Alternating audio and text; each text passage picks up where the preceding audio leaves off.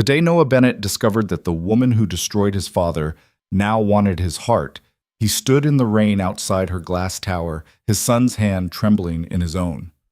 Victoria Hale, billionaire, childhood friend, the girl who once shared her lunch with him under an oak tree, had built her empire on land stolen from families like his. The documents proved it.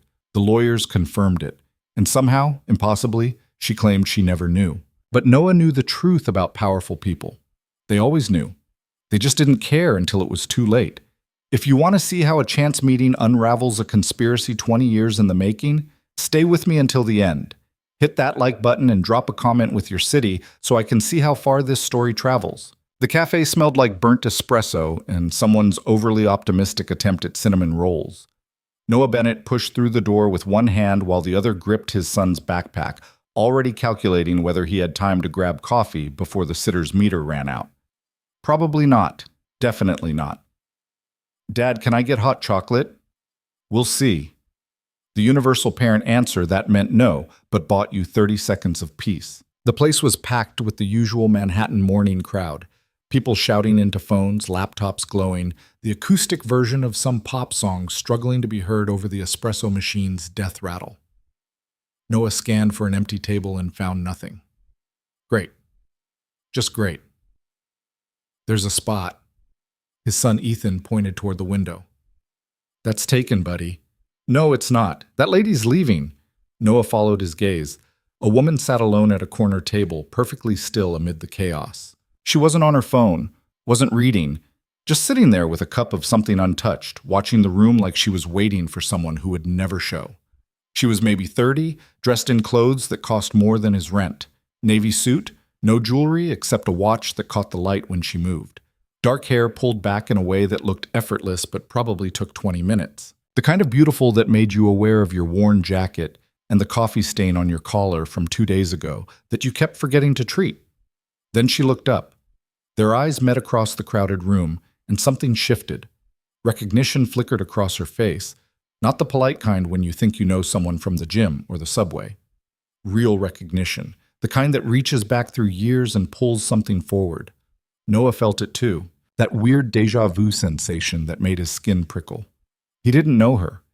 He would have remembered someone who looked like that, but something about the way she held her head, the set of her shoulders. Dad, you're staring. He blinked, heat crawling up his neck. I'm not staring. I'm looking for a table. You're totally staring. Mom said you used to be smooth. Your mom says a lot of things. He steered Ethan toward the counter, away from those dark eyes that seemed to follow him. Most of them aren't true. The line moved with the speed of continental drift. Ethan fidgeted, stepping on Noah's feet, asking questions about everything. Why did coffee smell different than it tasted? Could they get a dog? Why was that man wearing shorts in October? Did Noah think pigeons had feelings? I don't know, buddy. Probably not the way we do. That's sad. Yeah. Noah checked his watch. The sitter's meter had definitely run out. He'd have to Venmo her extra. Again. Hey, you still want that hot chocolate? Ethan's face lit up. Really? Really. But we're drinking it fast, okay? We've got to... Excuse me. Noah turned. The woman from the corner table stood behind them, close enough that he could smell her perfume, something subtle and expensive that made the cinnamon rolls smell even sadder by comparison. Up close, she was more striking than beautiful. Sharp cheekbones, intelligent eyes, the kind of posture that came from years of being watched and judged. But there was something else, too. A tiredness around her eyes, a tension in her jaw. I'm sorry to interrupt, she said. Her voice was smooth, controlled, with just a hint of something softer underneath. But I'm leaving, and I thought your son mentioned hot chocolate.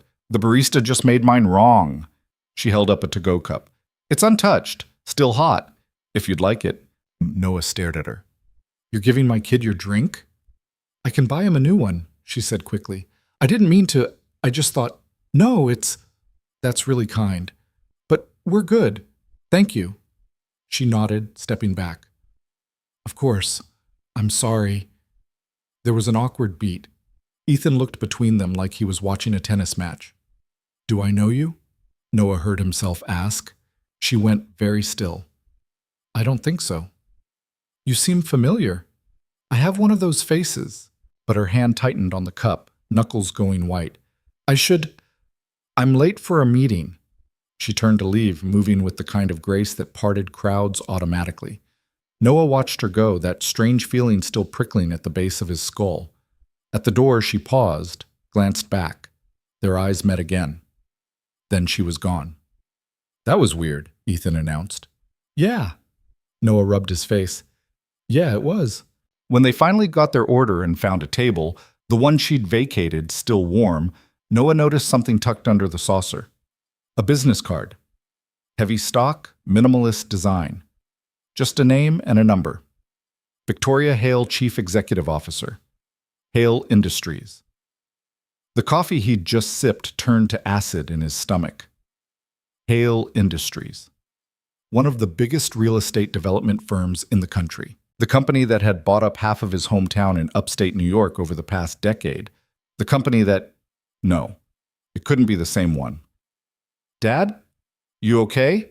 Noah pocketed the card. Fine, buddy. Drink your chocolate.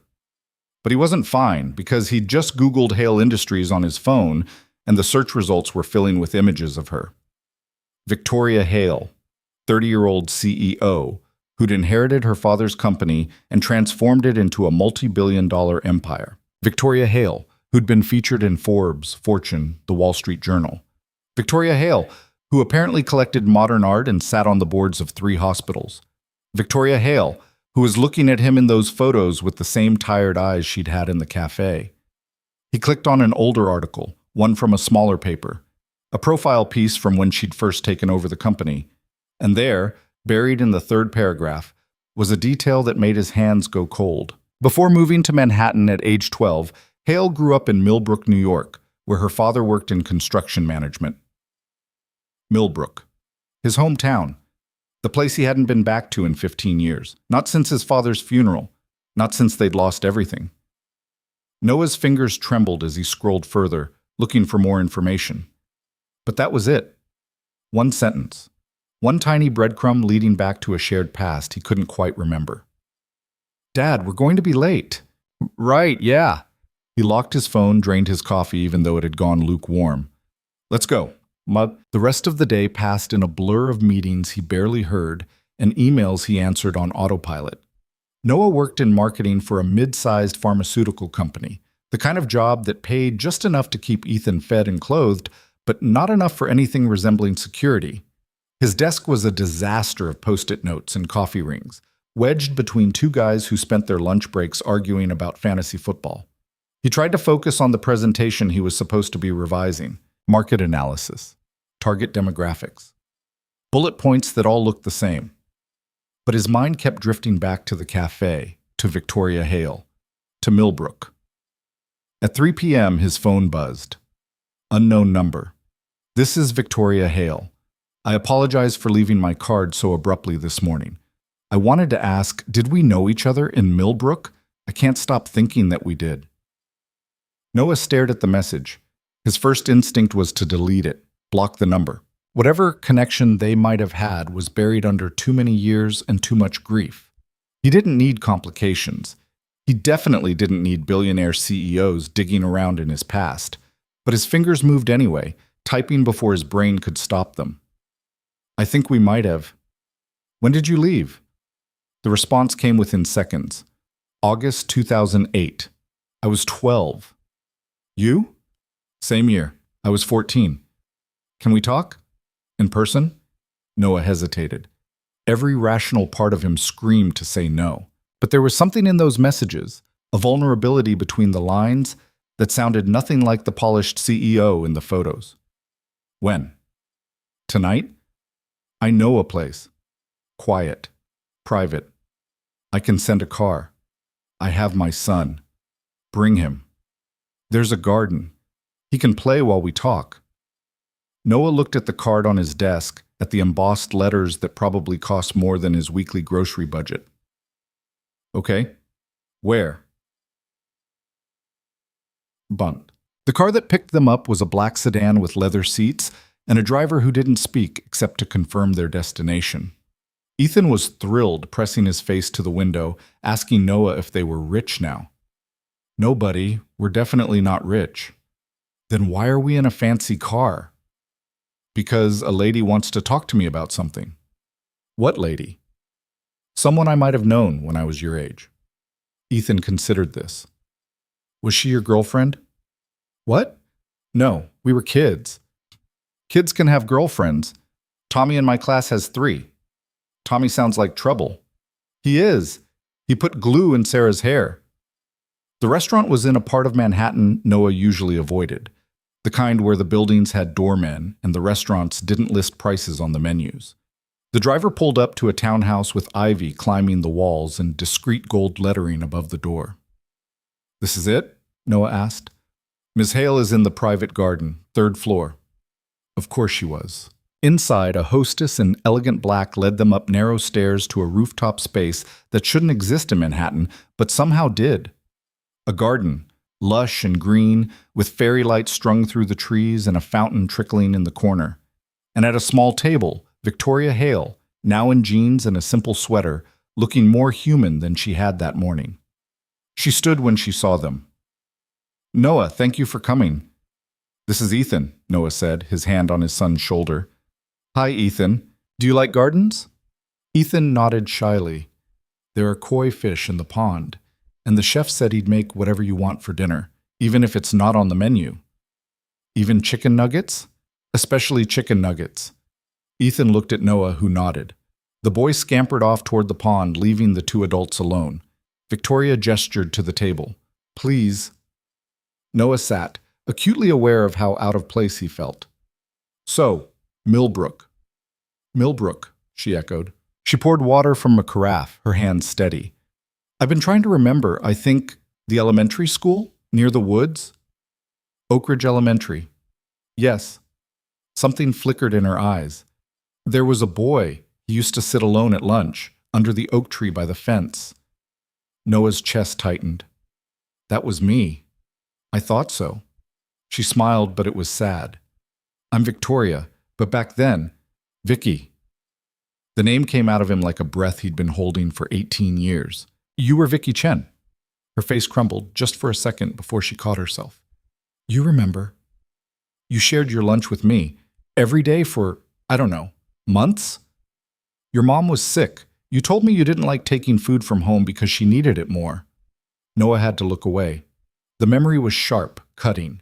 His mother in her final year, the cancer eating her from the inside. The shame of being the kid with holes in his shoes and the same 3 shirts rotated through the week. And this girl, this fierce little girl with scraped knees and a purple lunchbox, who sat down next to him one day and said, My mom packs too much. You want half? Why did you leave? He asked. My father got a job in the city. Better opportunities, he said. She turned her water glass in slow circles. I didn't want to go. I remember crying the whole drive. I kept looking back, thinking I'd see the town, but the mountains got in the way. I looked for you.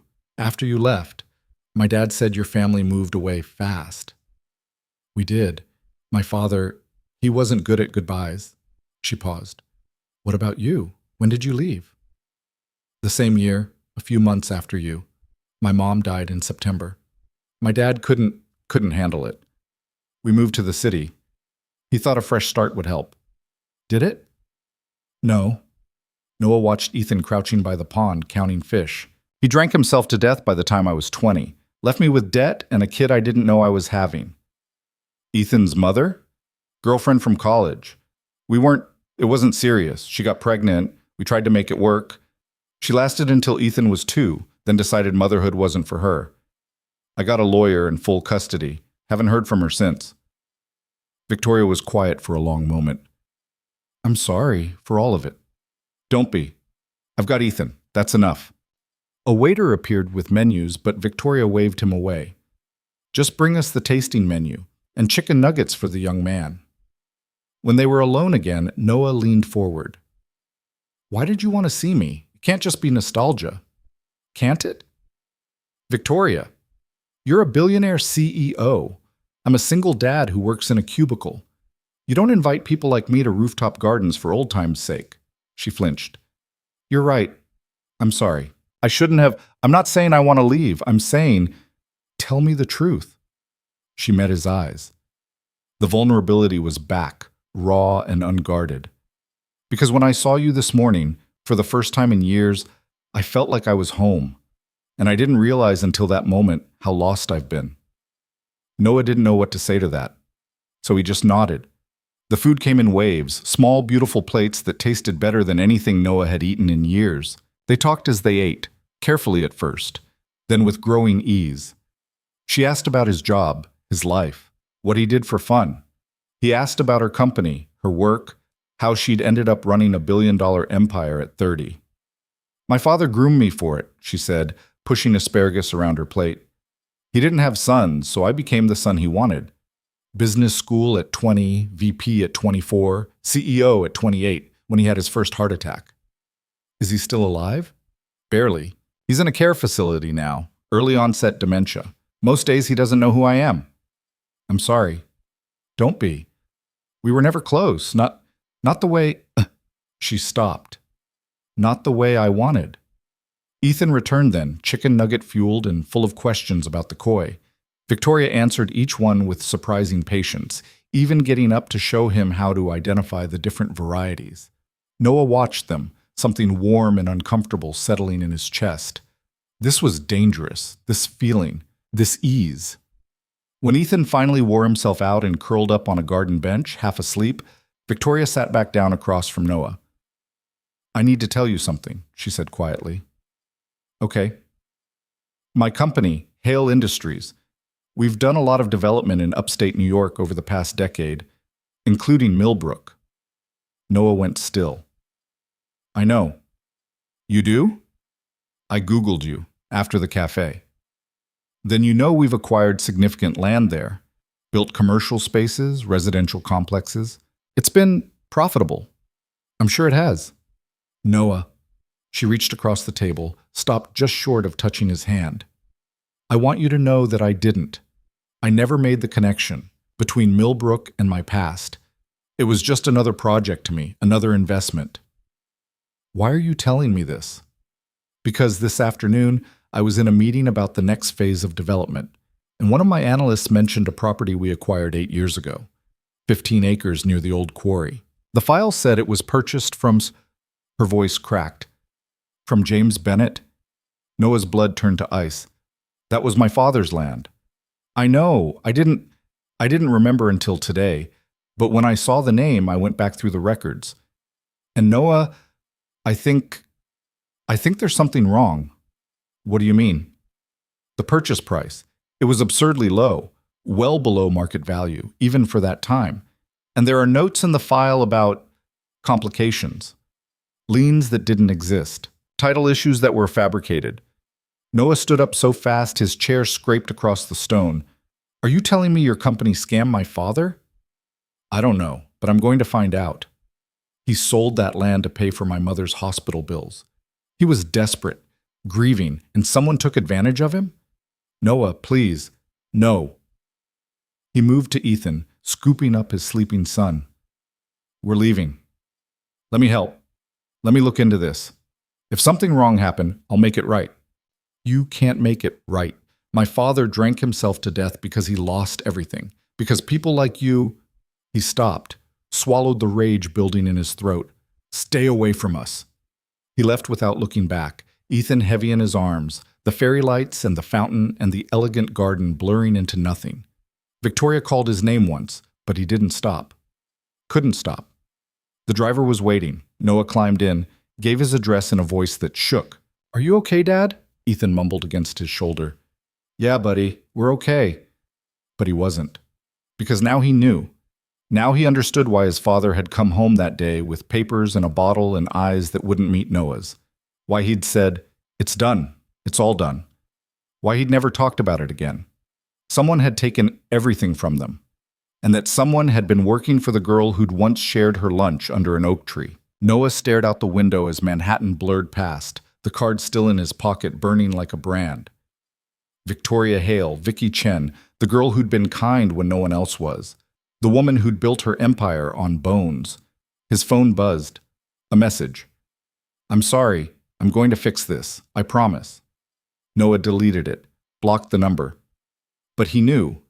The way you know when something is broken beyond repair, that this wasn't over.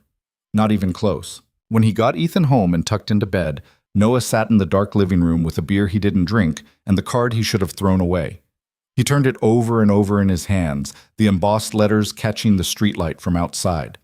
Tomorrow he'd call a lawyer. Tomorrow he'd start asking questions.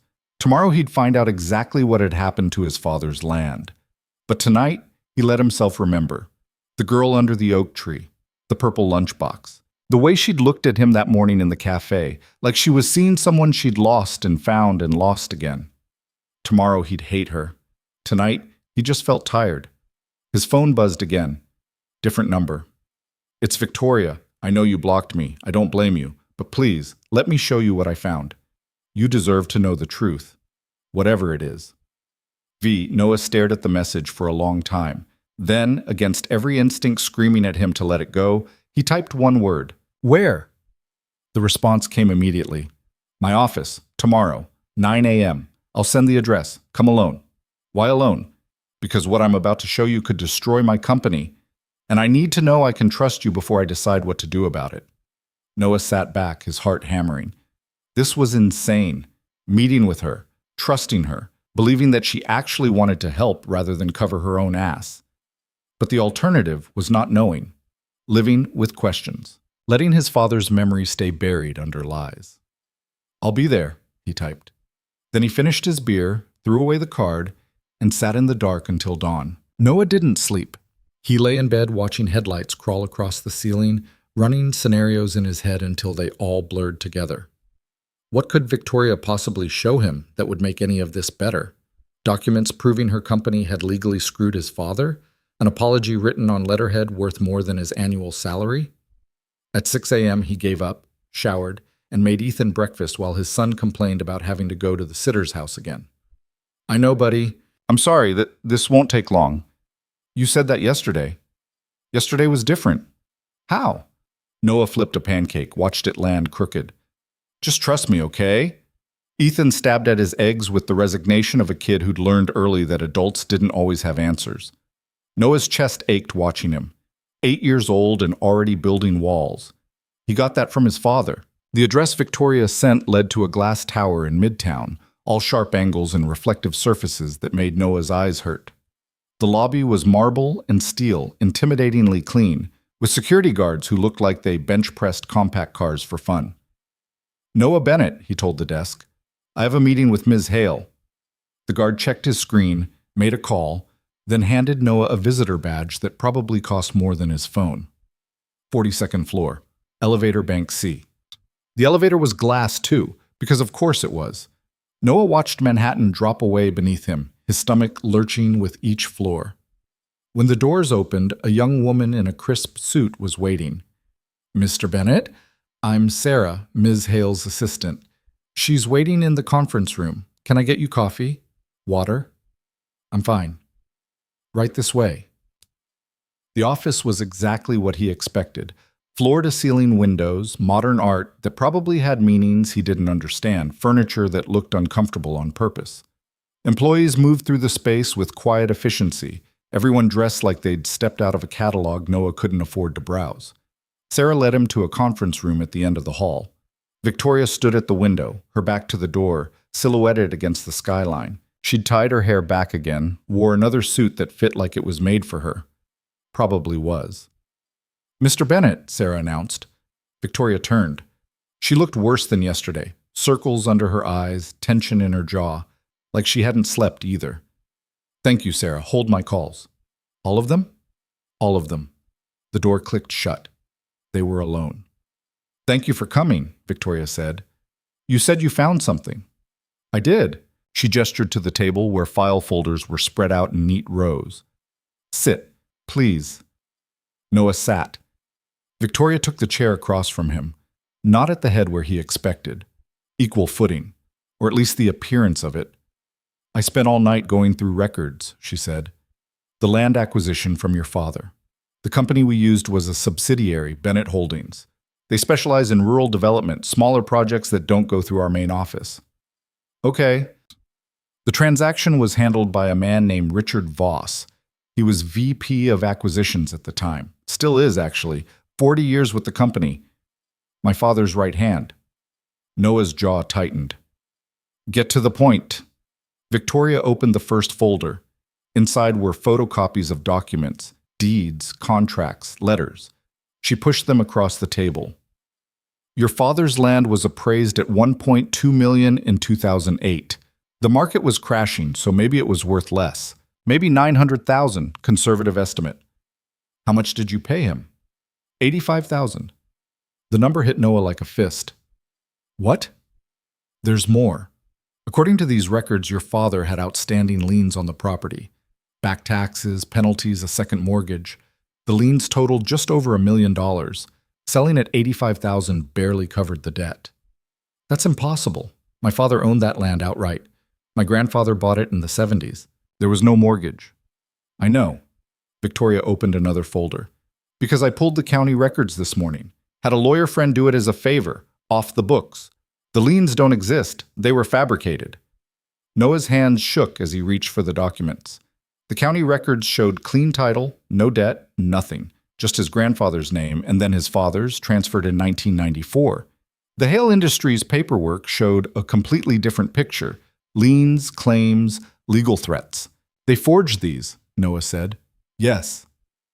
Your company committed fraud. Yes. And you expect me to believe you didn't know? Victoria's face didn't change. I was 22 when this happened. Still in graduate school. My father ran the company. I didn't even have an office here yet. But you're the CEO now. This happened on your watch, under your name. You're right. Noah stood up, the chair scraping loud in the quiet room. So what do you want from me? Forgiveness? Absolution? You can't have it. I want to make this right. You can't. I can try. She stood too, came around the table, close enough that he could see the exhaustion in her eyes, the fear she was trying to hide. Noah, there's something else. Something worse. How could it possibly be worse? Because your father's land isn't empty anymore. We built on it 3 years ago. A luxury apartment complex called Quarry Heights. 80 units starting at $4,000 a month. It's one of our most profitable properties upstate. The room spun. Noah gripped the edge of the table. You're telling me my father sold land for $85,000 that you turned into millions? Tens of millions. The complex alone grosses about $4 million annually. The land value now with the development probably worth $20 million. Maybe more. Jesus Christ. I know. No, you don't know. You can't possibly know what this... Noah stopped, forced himself to breathe. My father died thinking he'd failed, that he'd let my mother down, let me down. He sold that land to pay her hospital bills and he got pennies for it. And then he drank himself to death because he couldn't live with what he thought was his failure. Noah, and it wasn't his failure, it was yours, your company, your people. They stole from him, from us. Victoria didn't flinch. Yes. So what now? You write me a check, throw some money at the problem, and hope I go away? I want to give you the property back. Noah stared at her. What? Quarry Heights. I want to transfer ownership to you, along with compensation for the fraud, the lost value, everything. I spoke with our legal team this morning. You told your lawyers about this? No, I asked them hypothetically about unwinding a fraudulent acquisition. They said it's complicated but possible, especially if both parties agree. Both parties? Noah laughed, sharp and bitter. You mean if I agree to keep quiet about your company committing fraud? No, I mean if you want your father's land back, I'll give it to you, and then you can do whatever you want. Press charges. Go to the media. Sue us into oblivion. I won't stop you. Why would you do that? Because it's the right thing to do. Bullshit. CEOs don't stay CEOs by doing the right thing. Victoria's expression hardened. You don't know me. I knew Vicky Chen, the girl who shared her lunch. I don't know you at all. Something cracked in her composure. She turned away, hands clenched at her sides. When she spoke again, her voice was rough. You're right. You don't. The girl you knew died a long time ago. My father made sure of that. What's that supposed to mean? It means I spent 18 years learning how to be what he wanted, How to think like him, act like him, value profit over people. How to look at a town like Millbrook and see nothing but opportunity. Numbers on a spreadsheet, return on investment. She faced him again, eyes bright with something that might have been tears. And I was good at it, Noah. Really good. Good enough that I never questioned where the money came from or who got hurt making it. Not until yesterday. Not until I saw you. Don't put that on me. I'm not.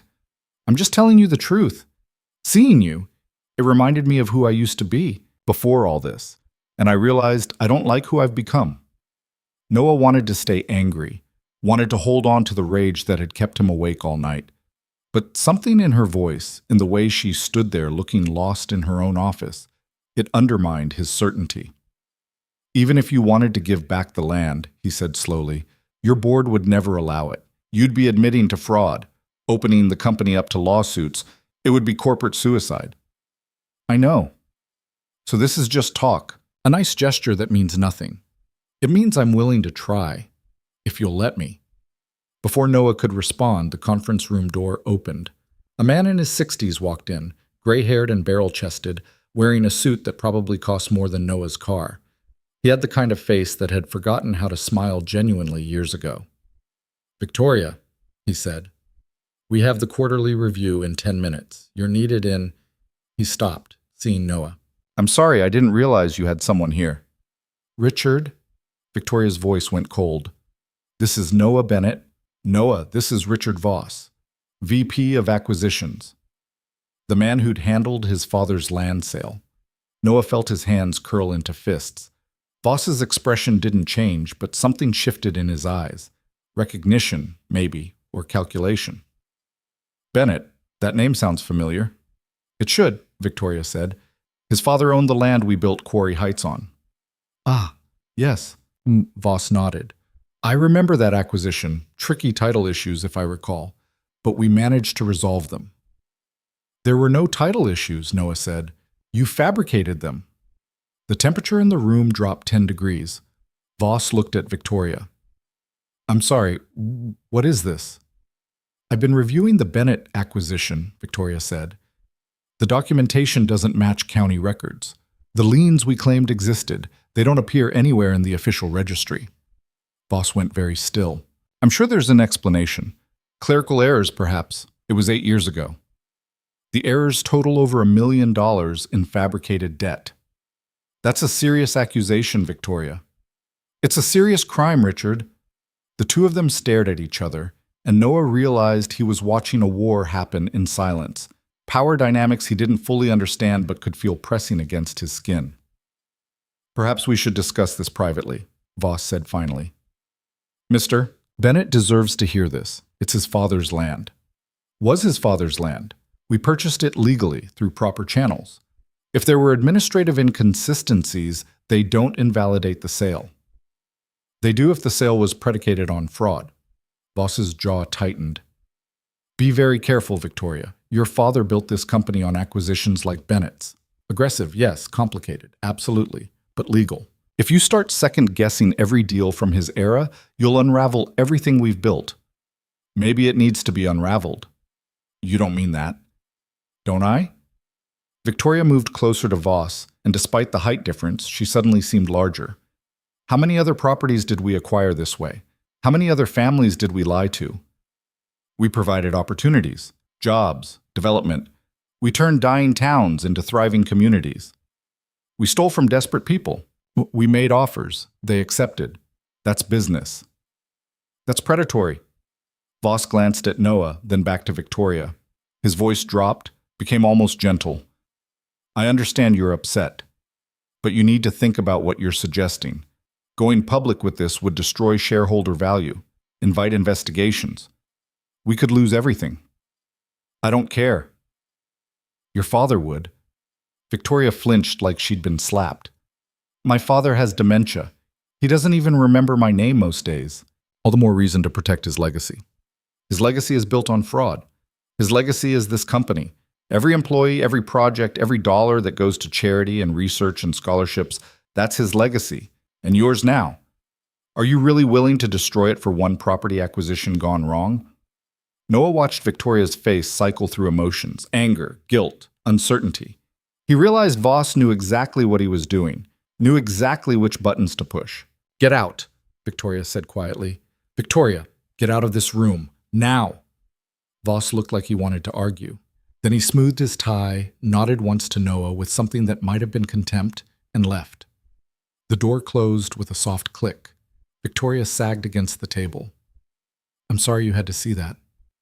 "Is he right?" Noah asked. "About what this would do to your company?" "Probably." "And you'd do it anyway?" "I don't know." She looked at him, and for a moment she was just Vicky again, the girl under the oak tree. "I want to. I just don't know if I'm brave enough." "You're asking me to help you decide." "No, I'm asking you to give me time, to figure out how to do this right, not just giving back your land, but looking at every acquisition my father made, every property, every family, finding everyone we hurt, and making it right. That could take years." "I know."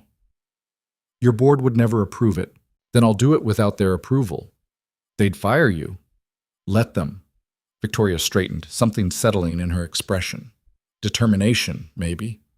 Or just exhaustion, profound enough to look like courage. "I've spent 10 years being the person my father wanted. Maybe it's time to be someone else."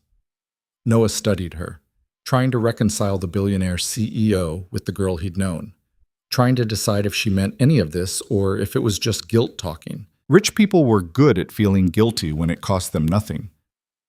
"I need to think," he said. "Of course. And I need copies of everything. All the documents, all the records. I want my own lawyer to look at them. I'll have them sent over today. If I find out you're lying to me, if this is some kind of PR move or damage control, it's not. If it is," Noah continued, "I will burn your company to the ground. I don't care how much money you have or how many lawyers. I'll make sure everyone knows what you did." Victoria nodded. "I understand." They stood there in the quiet conference room, 42 floors above a city that didn't care about either of them. Noah thought about his father, about the land that should have saved them and instead destroyed them, about second chances and whether anyone really deserved them. "I'll call you," he said finally, "when I've decided what I want to do. Thank you." He made it to the elevator before she called after him. "Noah?" He turned. "I really am sorry about your father, about all of it." Noah wanted to say something cutting, something that would hurt the way he was hurting, but looking at her standing there, small and uncertain in her expensive suit, he just felt tired. "Yeah," he said. "Me too." The elevator ride down felt longer than the ride up. Noah watched the city rise to meet him, thinking about choices and consequences and how easy it was to become someone you didn't recognize. His phone buzzed, text from the sitter. Ethan was asking when he'd be home. "Soon," Noah typed back. "We'll get pizza tonight." He stepped out into the lobby, into the noise and crush of Manhattan morning rush. People everywhere, all of them moving with purpose, all of them certain about where they were going. Noah envied them. He walked 3 blocks before he realized he was heading in the wrong direction. Stopped on a corner, disoriented, while tourists flowed around him taking pictures of buildings they'd forget by next week. His phone rang. Unknown number. "Hello? Mr. Bennett? This is Catherine Wu from the law firm Morrison & Associates. Ms. Hale asked me to reach out regarding document review and potential representation. Do you have time to speak?" Yeah, sure." "Excellent. I've cleared my afternoon. Can you come to our office at 2? Noah checked the time, 10:47. "I have to pick up my son from school at 3. "We'll be done by then. I'll send you the address." She hung up before he could ask questions. 30 seconds later, his phone pinged with the location. Downtown. Another glass tower. Another world he didn't belong in. Noah called the sitter, begged her to pick up Ethan from school. She agreed for double her usual rate. He agreed because what choice did he have? Then he found a diner, ordered coffee he didn't drink, and stared at his phone for 2 hours while his thoughts went in circles. At 1:45, he caught a cab downtown. The law office was exactly what he expected. Wood paneling, leather chairs, receptionists who looked like models. Catherine Wu turned out to be a woman in her 40s with sharp eyes and a handshake that could crack walnuts. Mr. Bennett, thank you for coming on short notice. Did Victoria Miss Hey, did she send you? She asked me to make myself available. Whether you retain me is entirely your choice. Catherine led him to her office, gestured to a chair. I've reviewed the preliminary documents she provided. The situation is exactly as complicated as she described. Can we get the land back? Possibly. The fraud substantially undermines the original sale. But unwinding a property transaction 8 years old, with current development and tenants, it would be messy, expensive, time-consuming. How expensive? For you? Nothing. Ms. Hale has agreed to cover all legal costs regardless of outcome. Noah laughed. Of course she has. You sound skeptical. I sound realistic. Rich people don't give away money unless they're getting something in return. Catherine leaned back, studying him. Ms. Hale strikes me as genuinely distressed about this situation. That said, you're right to be cautious, which is why I'm going to give you advice that will probably cost me a very lucrative client. What's that? Don't accept the first offer, any of them, not the land, not the compensation, nothing. Because the moment you do, you lose leverage. Right now, you have something she wants, your silence, your cooperation, your willingness not to destroy her publicly. Use that. I don't want to blackmail her. I'm not suggesting blackmail. I'm suggesting negotiation. You're entitled to full compensation for what was stolen. That's not just the land value. It's emotional damages, lost opportunity, your father's suffering. We're talking tens of millions, potentially. Noah's stomach churned. I don't want her money. Then what do you want? Good question. What did he want? Justice for his father? Revenge against the company that destroyed him? Or just answers to questions that had haunted him for 8 years? I want to know why, Noah said. Why my father? Why that land specifically? There had to be hundreds of properties in Millbrook. Why target his? Catherine made a note. That's a good question, and one I intend to answer. But, Mr. Bennett, I need you to understand something. If we pursue this, things will get ugly. Hale Industries will fight back. They'll dig into your life, your father's life, looking for anything to discredit you. They'll make you regret this. Victoria said she wouldn't fight. Victoria Hale is one person. Hale Industries is a corporation with a board, shareholders, legal obligations. The moment you become a threat, they'll treat you like one. Then why are you helping me? Catherine smiled. Because sometimes the right case comes along. And because I grew up in a town like Millbrook, I know what happens when companies like Hale Industries come in promising development and leave behind nothing but broken families. Noah looked at this stranger offering to fight his battles and felt something shift. Maybe he wasn't alone in this. Maybe there were people who understood. What's my next step? He asked. We investigate. Pull every record we can find about your father's land sale. Interview people who were there. Build a timeline. And then we decide whether to negotiate or sue. How long will that take?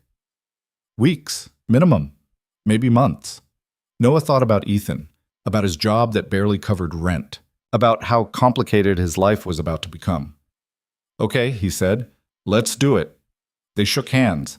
Catherine walked him out, promising updates within days. Noah stepped back into afternoon sunlight, feeling lighter and heavier at the same time. His phone buzzed. Victoria. I heard you met with Catherine. Thank you for giving this a chance.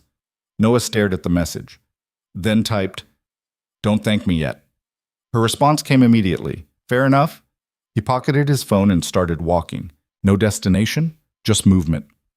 Brooklyn Bridge appeared ahead, so he crossed it, letting the pedestrian traffic carry him forward. Tourists took selfies. Runners dodged through crowds. A guy played saxophone for tips. Halfway across, Noah stopped at the railing, looked down at the water, dark and churning. Thought about his father standing on a bridge like this, wondering if jumping would be easier than living with shame that wasn't even real. You okay, man? Noah turned. A kid, maybe 19, with concerned eyes. Yeah, just thinking. Thinking's dangerous on bridges. Trust me. The kid moved on. Noah watched him go, then looked back at Manhattan, rising behind him.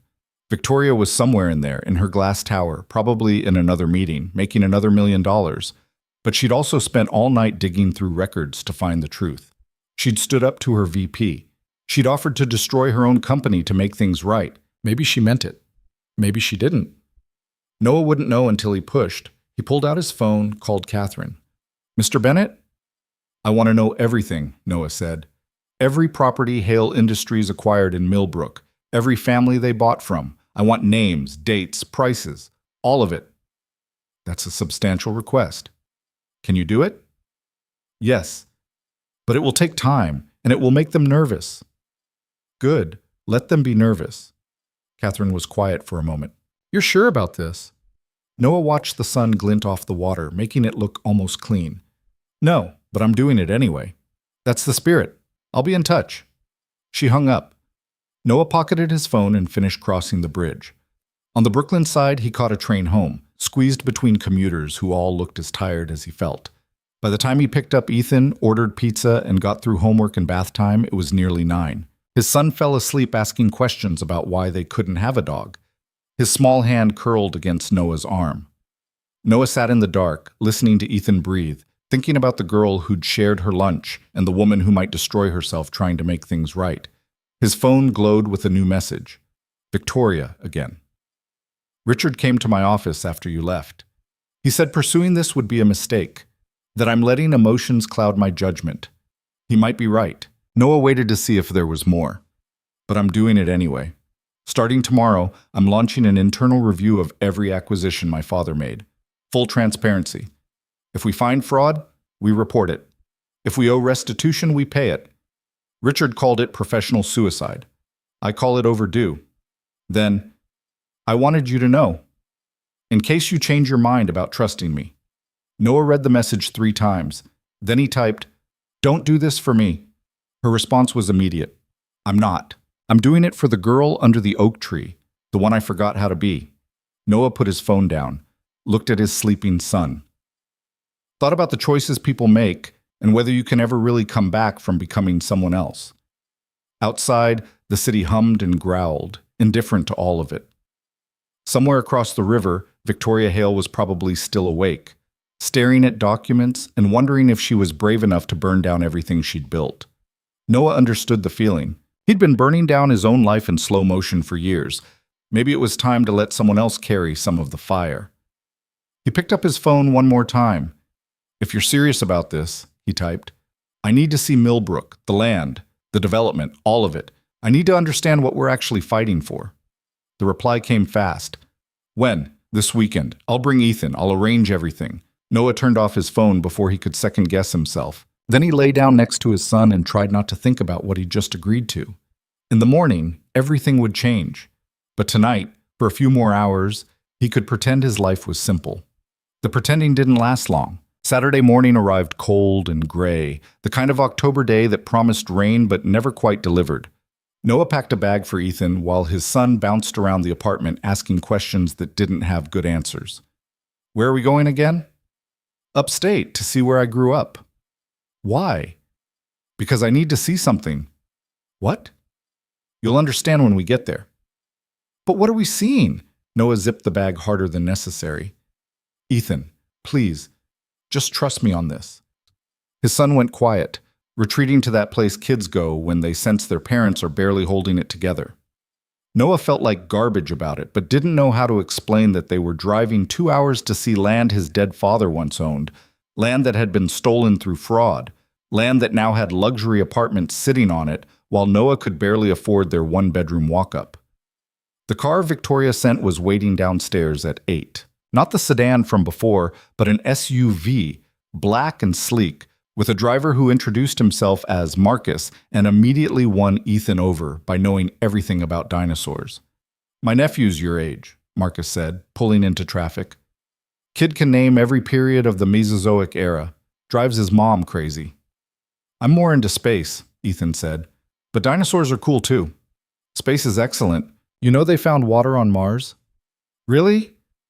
And just like that, Noah was free to stare out the window and spiral. They hit the highway heading north. The city fell away, replaced by suburbs, then towns, then stretches of forest still clinging to their fall colors. Noah hadn't made this drive in 15 years. Hadn't wanted to. Too many memories pressed against the windows like ghosts. His phone buzzed. "Victoria." I'm already here. Took an early train. Didn't want you walking into this alone. Then, if that's presumptuous, I apologize. I can make myself scarce. Noah stared at the messages. Part of him wanted to tell her to leave, that he needed to do this without her hovering. But another part, the part that remembered being 14 and terrified and completely alone, was grateful. It's fine, he typed. See you soon. An hour into the drive, Ethan fell asleep against the window. Marcus turned down the radio, glanced at Noah in the rear view. Ms. Hale's a good person, he said quietly. I've worked for her 3 years. She doesn't do things halfway. You know why we're going up there? Got the general idea, and I know she's been losing sleep over it. She told you that? Didn't have to. I pick her up at 6 most mornings. This week it's been 5, sometimes 4:30. She looks like she's been up all night. Noah processed this. She talks to you? About work? Sometimes. Usually she's on her phone or reading reports. But this week, I don't know. She's been different. Distracted. Asked me yesterday if I thought people could change. Like really change, not just pretend. What'd you tell her? Marcus shrugged. Said I didn't know. I've seen people try. Some make it, most don't. Which kind do you think she is? The kind that'll destroy herself trying. Whether that counts as change or just stubbornness, I couldn't say.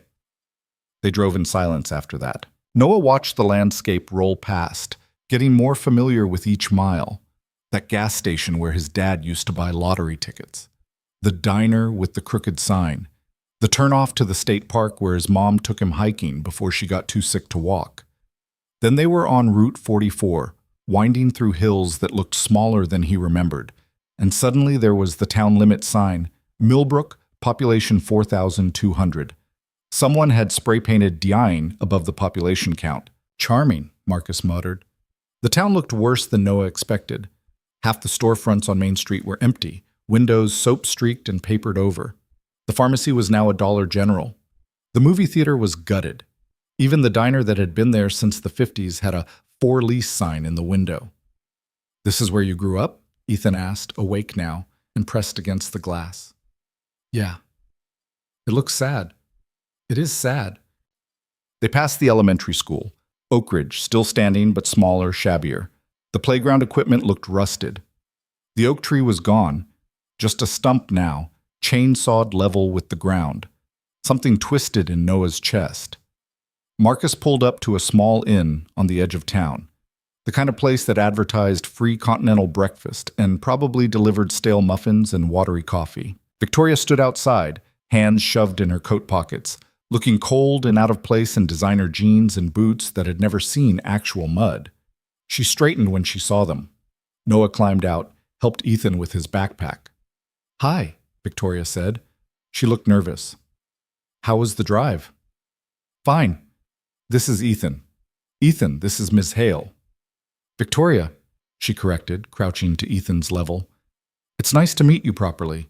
Your dad's told me about you. He has? Ethan glanced at Noah. What'd he say? That you're smart and you ask good questions? That's true. I do ask good questions. Victoria smiled, and for a second she looked almost normal, almost like Vicky. Then she stood, the moment passed, and she was the CEO again.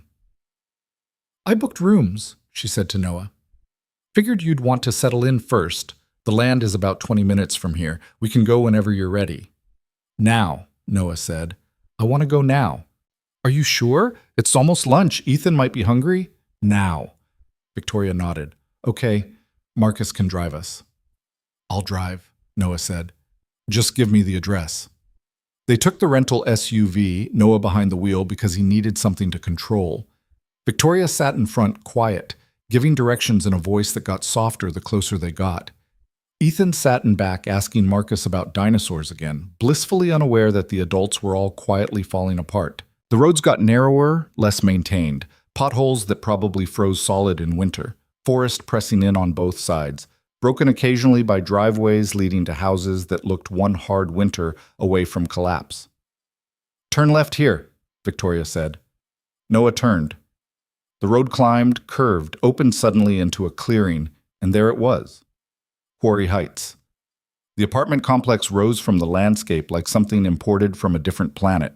All glass and steel and modern angles, completely disconnected from the rural poverty surrounding it. The parking lot was full of expensive cars, the landscaping looked professionally maintained. A sign near the entrance advertised luxury living in the Hudson Valley. Noah pulled over, killed the engine. Dad? Ethan's voice was small. What is this place? This used to be your grandfather's land, Noah said. His voice sounded far away, like someone else was using it. Before he sold it. Why did he sell it? Because we needed money. Because Noah stopped, started over. Because sometimes people don't have choices. He got out. The air smelled like pine and money, an uncomfortable combination. Victoria climbed out too, came to stand beside him. I'm sorry, she said. Stop apologizing. I don't know what else to say. Then don't say anything. They stood there looking at the building his father's land had become. Noah tried to remember what had been here before. Trees, obviously. A small pond near the eastern edge where he'd caught salamanders as a kid. A trail that led to the quarry that gave the development its name, though the quarry itself was fenced off now, probably a liability. His father had brought him here once, near the end. Stood in almost this exact spot and said, Your grandfather bought this land for $3,000 in 1972. Can you believe that? $3,000. Now it's worth... He'd stopped, shaken his head. Doesn't matter what it's worth. Can't eat land. 2 months later, he sold it for $85,000. 2 months after that, he was dead. I want to see inside, Noah said. Victoria pulled out her phone. I'll call the property manager. Don't. I don't want anyone knowing who we are. Can we just go in, like regular people? They'll ask questions, want to show us units. Then we look at units. Victoria hesitated, then nodded. Okay. The lobby was aggressively upscale. Marble floors, modern furniture that looked uncomfortable, abstract art that probably cost more than Noah's annual salary. A young woman sat behind a desk, perked up when they entered. Welcome to Quarry Heights. Are you interested in touring our available units? Yes, Victoria said smoothly. We're relocating to the area, looking for something family-friendly. Wonderful. We have a beautiful 2-bedroom on the 3rd floor. Great natural light, updated kitchen, access to all our amenities. Would you like to see it? Please. The woman, her name tag said Melissa, grabbed a tablet and led them to the elevator. She chattered the whole ride up about community features, hiking trails, the farmer's market in town. Ethan pressed himself against Noah's side, overwhelmed by the shine and newness of everything. The apartment was exactly what Noah expected. Hardwood floors, stainless appliances, windows overlooking forests that used to belong to his family. It was nice. Really nice. The kind of place he'd never be able to afford, even if he saved for a decade. The rent for this unit is $4,200 a month, Melissa said. That includes access to the gym, pool, and community garden. Pet-friendly with a deposit, lease terms are flexible. $4,200. More than double Noah's entire monthly income. What kind of tenants do you get? Victoria asked. Oh, wonderful people. Lots of remote workers, some retirees, a few young families. Everyone's very professional, very quiet. We have strict screening requirements, really maintaining the community standard, you know? I'm sure, Victoria said. Her voice had gone flat. Noah walked to the window. From here, he could see the tree line where the old trail used to be. If he squinted, he could almost pretend the building didn't exist, that it was still just land, still his father's. This used to be a pond here, he said to no one in particular. Right about where the parking lot is now. I caught my first fish there. A bluegill, maybe 5 inches long. My dad helped me unhook it, and we threw it back. Melissa looked confused. I'm sorry? Before this was built, there was a pond. Oh, I wouldn't know about that. I've only been here 6 months. Of course. Noah turned to Victoria. Can we go? Sir, did you want to discuss lease terms? No, thank you. We'll think about it. They made it back to the lobby before Noah had to stop, press his hands against his knees, breathe. The walls felt too close. The air tasted recycled. Everything was too clean, too new, built on top of everything he'd lost. Noah. Victoria's hand hovered near his shoulder, not quite touching. We should get you outside. I'm fine. You're hyperventilating. I said I'm fine. But he let her guide him out, into air that was cold and real and didn't smell like expensive carpet. Ethan ran ahead to where Marcus waited by the car, leaving the adults alone. "I need to know something," Noah said when he could breathe again. "Why this land, specifically? There's nothing special about it. No highway access, no commercial zoning, just 15 acres of woods and a pond. Why did your company want it so badly they committed fraud to get it?" "I don't know, but I'm going to find out." "How?"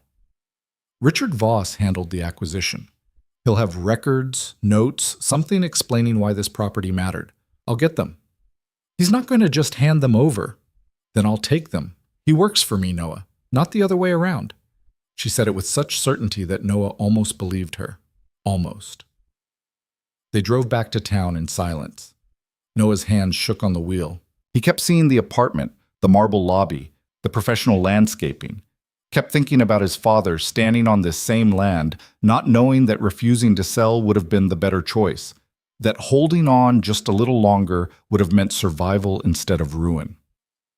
Back at the inn, Victoria suggested lunch. Noah wasn't hungry, but Ethan was, so they found themselves at the one restaurant still open, a diner called Rosie's that looked original to the 1950s and smelled like grease and nostalgia. The waitress was maybe 60, tired-eyed, wearing a name tag that said Linda. She brought them menus and coffee without being asked. "Y'all just passing through?" she asked. "Something like that," Noah said. "Don't get many visitors anymore, not since the factory closed. You here for the apartments?" "No, just visiting," Linda nodded, refilled coffee mugs that were still full. "Those apartments. Supposed to save the town, bring in jobs and money. All it did was bring in rich people who don't shop local. They drive to the city for groceries, eat at their fancy restaurants. Nothing for us." "I'm sorry," Victoria said quietly. "Not your fault. Though I'll tell you, the company that built that place, Hail something, they made big promises. New businesses, town investment, jobs. We got construction work for 6 months and then nothing. Now Main Street's dying and they don't care." Victoria's face had gone pale. "What was promised specifically?" "Community center, new school wing, infrastructure improvements.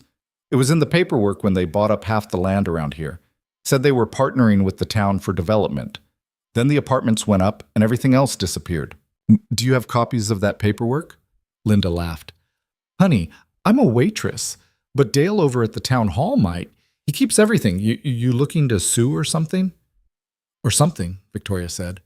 After Linda left to put in their order, Victoria pulled out her phone, started typing furiously.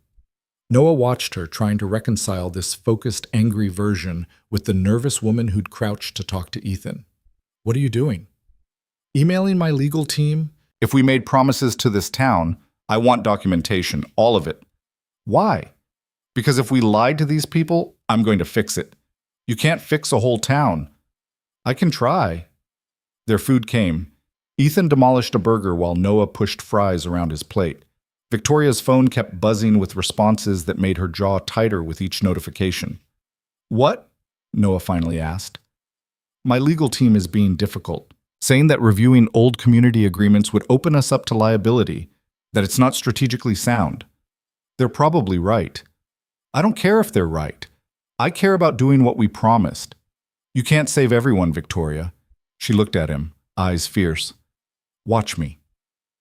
After lunch, Victoria said she wanted to visit the town hall. Noah agreed to come, leaving Ethan with Marcus, who'd promised to find somewhere with video games. The town hall was a brick building that looked like it hadn't been updated since Carter was president. Inside, fluorescent lights flickered over linoleum floors and walls covered in faded notices. A man sat behind a desk reading a Tom Clancy novel, looked up when they entered. "Help you?" "We're looking for records," Victoria said. "Specifically, any agreements between Hale Industries and the town, from about 8 years ago." The man, his desk plate said Dale Morrison, set down his book slowly. "You from Hale Industries?" "I'm the CEO." Dale's expression didn't change. "Then you should have copies of those agreements already." "We do, but I want to see the town's versions, make sure they match." "Why wouldn't they match?" "That's what I'm trying to find out." Dale studied her for a long moment. Then he stood, gestured for them to follow. He led them down a hallway to a room that was mostly filing cabinets and dust. "Development agreements are in here somewhere. Give me a minute." He started pulling folders, spreading them on a table. Noah watched Victoria's face as she scanned documents, saw the exact moment she found what she was looking for, saw her expression shift from determined to horrified. "What?" Noah asked. She turned a folder toward him. Inside were meeting minutes from 2016, signed agreements, architectural proposals. Promises for a community center, new library wing, road improvements, job training programs, all contingent on Hale Industries completing their development project. "We promised all this?" Noah asked. "Apparently." "And delivered?" "The apartments, that's it." Dale leaned against a filing cabinet. "Your company stopped returning calls about 3 years ago. We tried following up, sent letters, even had our lawyer reach out. Got nothing. Eventually, the town council gave up." "Why didn't you sue?" Victoria asked. "With what money? Half the town's on food stamps. We can't afford lawyers who go up against corporations." Victoria's hands were shaking as she took photos of every document. "I'm going to fix this. I promise." "Respectfully, ma'am, Hale Industries already made promises. Why should we believe new ones?" "Because I'm not my father, and I'm not walking away." Dale didn't look convinced, but he let her finish photographing. When they left, Victoria was typing on her phone before they even reached the car. "Who are you texting?" Noah asked. "Everyone. My board, my legal team, the property management company. I'm calling an emergency meeting Monday morning." "To do what?" "To honor the agreements my father made. Every single one." "Victoria, that could cost millions." "I don't care." "Your board will never approve it." "Then I'll do it without approval." "They'll fire you." She stopped walking, turned to face him. "Then they fire me. But I'm not going to be the person who breaks promises to dying towns. I'm not going to be my father." Noah saw it then, the determination that went beyond guilt or shame. She meant it. She was actually going to burn her career down to make this right. "You're insane," he said. "Probably. This won't bring back my father." "I know. It won't fix what happened." "I know that too." "Then why?" Victoria looked past him, at the town hall, at Main Street with its empty storefronts and faded hope. "Because someone has to start fixing things, and I'm the one with the power to do it. So it has to be me." They found Marcus and Ethan at an arcade attached to a bowling alley, the only business on Main Street showing any signs of life. Ethan was playing a racing game, completely absorbed. Marcus stood nearby, watching. "He's good," Marcus said when Noah approached. "Beat my score twice." "He gets that from his mom. I'm terrible at video games." "Ms. Hale doing okay? She looked pretty intense when you left." Noah glanced over at Victoria, who was still on her phone, pacing outside. "She's trying to fix the world. Not sure if it's brave or stupid." "Maybe both," Marcus said. "Usually is." They stayed at the arcade until Ethan ran out of tokens, then drove back to the inn as evening settled over the hills. The temperature had dropped, promising frost. Noah felt it in his bones, the cold that meant winter was coming, and he still didn't have proper coats for Ethan. Victoria met them in the inn's small lobby. She'd ordered pizza, which arrived minutes later and was surprisingly decent. They ate in the common area, Ethan telling them about every game he'd played while Noah and Victoria avoided talking about everything that mattered. At 8, Noah got Ethan settled in their room. His son was asleep within minutes, exhausted from the day. Noah sat on the edge of the bed, listening to him breathe, thinking about all the ways this could go wrong. A knock on the door. Victoria stood in the hallway, changed into sweats and a Columbia sweatshirt that looked old and soft. "Can we talk?" she asked. "Ethan's asleep." "There's a sitting area downstairs, please." Noah grabbed his jacket and followed her down. The sitting area turned out to be 2 chairs by a fireplace that probably hadn't worked in a decade.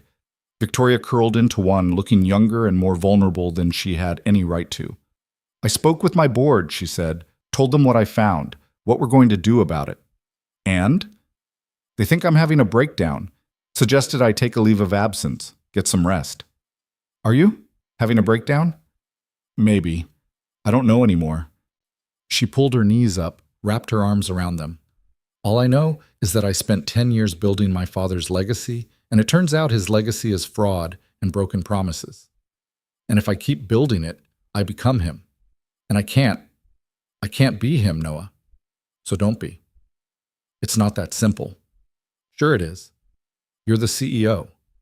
make different choices, and lose everything I've worked for? You already have everything: money, power, success. What you don't have is being able to look at yourself in the mirror. Noah leaned forward. My father died thinking he was a failure. Your father's legacy made sure of that. You can either perpetuate that legacy or you can burn it down and build something different. But you can't do both. Victoria was quiet for a long time. Outside, wind rattled the windows. Somewhere upstairs, a door slammed. I'm scared, she said finally, of making the wrong choice, of destroying the company and having it mean nothing, of trying to fix things and just making them worse. Yeah, that's called being human. You're not scared? Noah laughed, bitter. I'm terrified. I'm terrified of trusting you and getting screwed, terrified of fighting your company and losing everything, terrified that even if we win, it won't matter because my father's still dead and I'm still broke and Ethan's still growing up with nothing. Then why are you here? Because the alternative is doing nothing, and I'm tired of doing nothing. They sat in the broken silence, two people who'd started as friends, become strangers, and were now something undefined. Allies, maybe. Or just two damaged people trying to fix things that might be beyond repair. I'm going to the board meeting Monday, Victoria said. I'm going to present a plan to honor every agreement we made to this town. Community center, infrastructure, all of it. And I'm going to propose a full audit of every property acquisition my father oversaw. They'll vote you out. Probably. But at least I'll have tried. What about my father's land?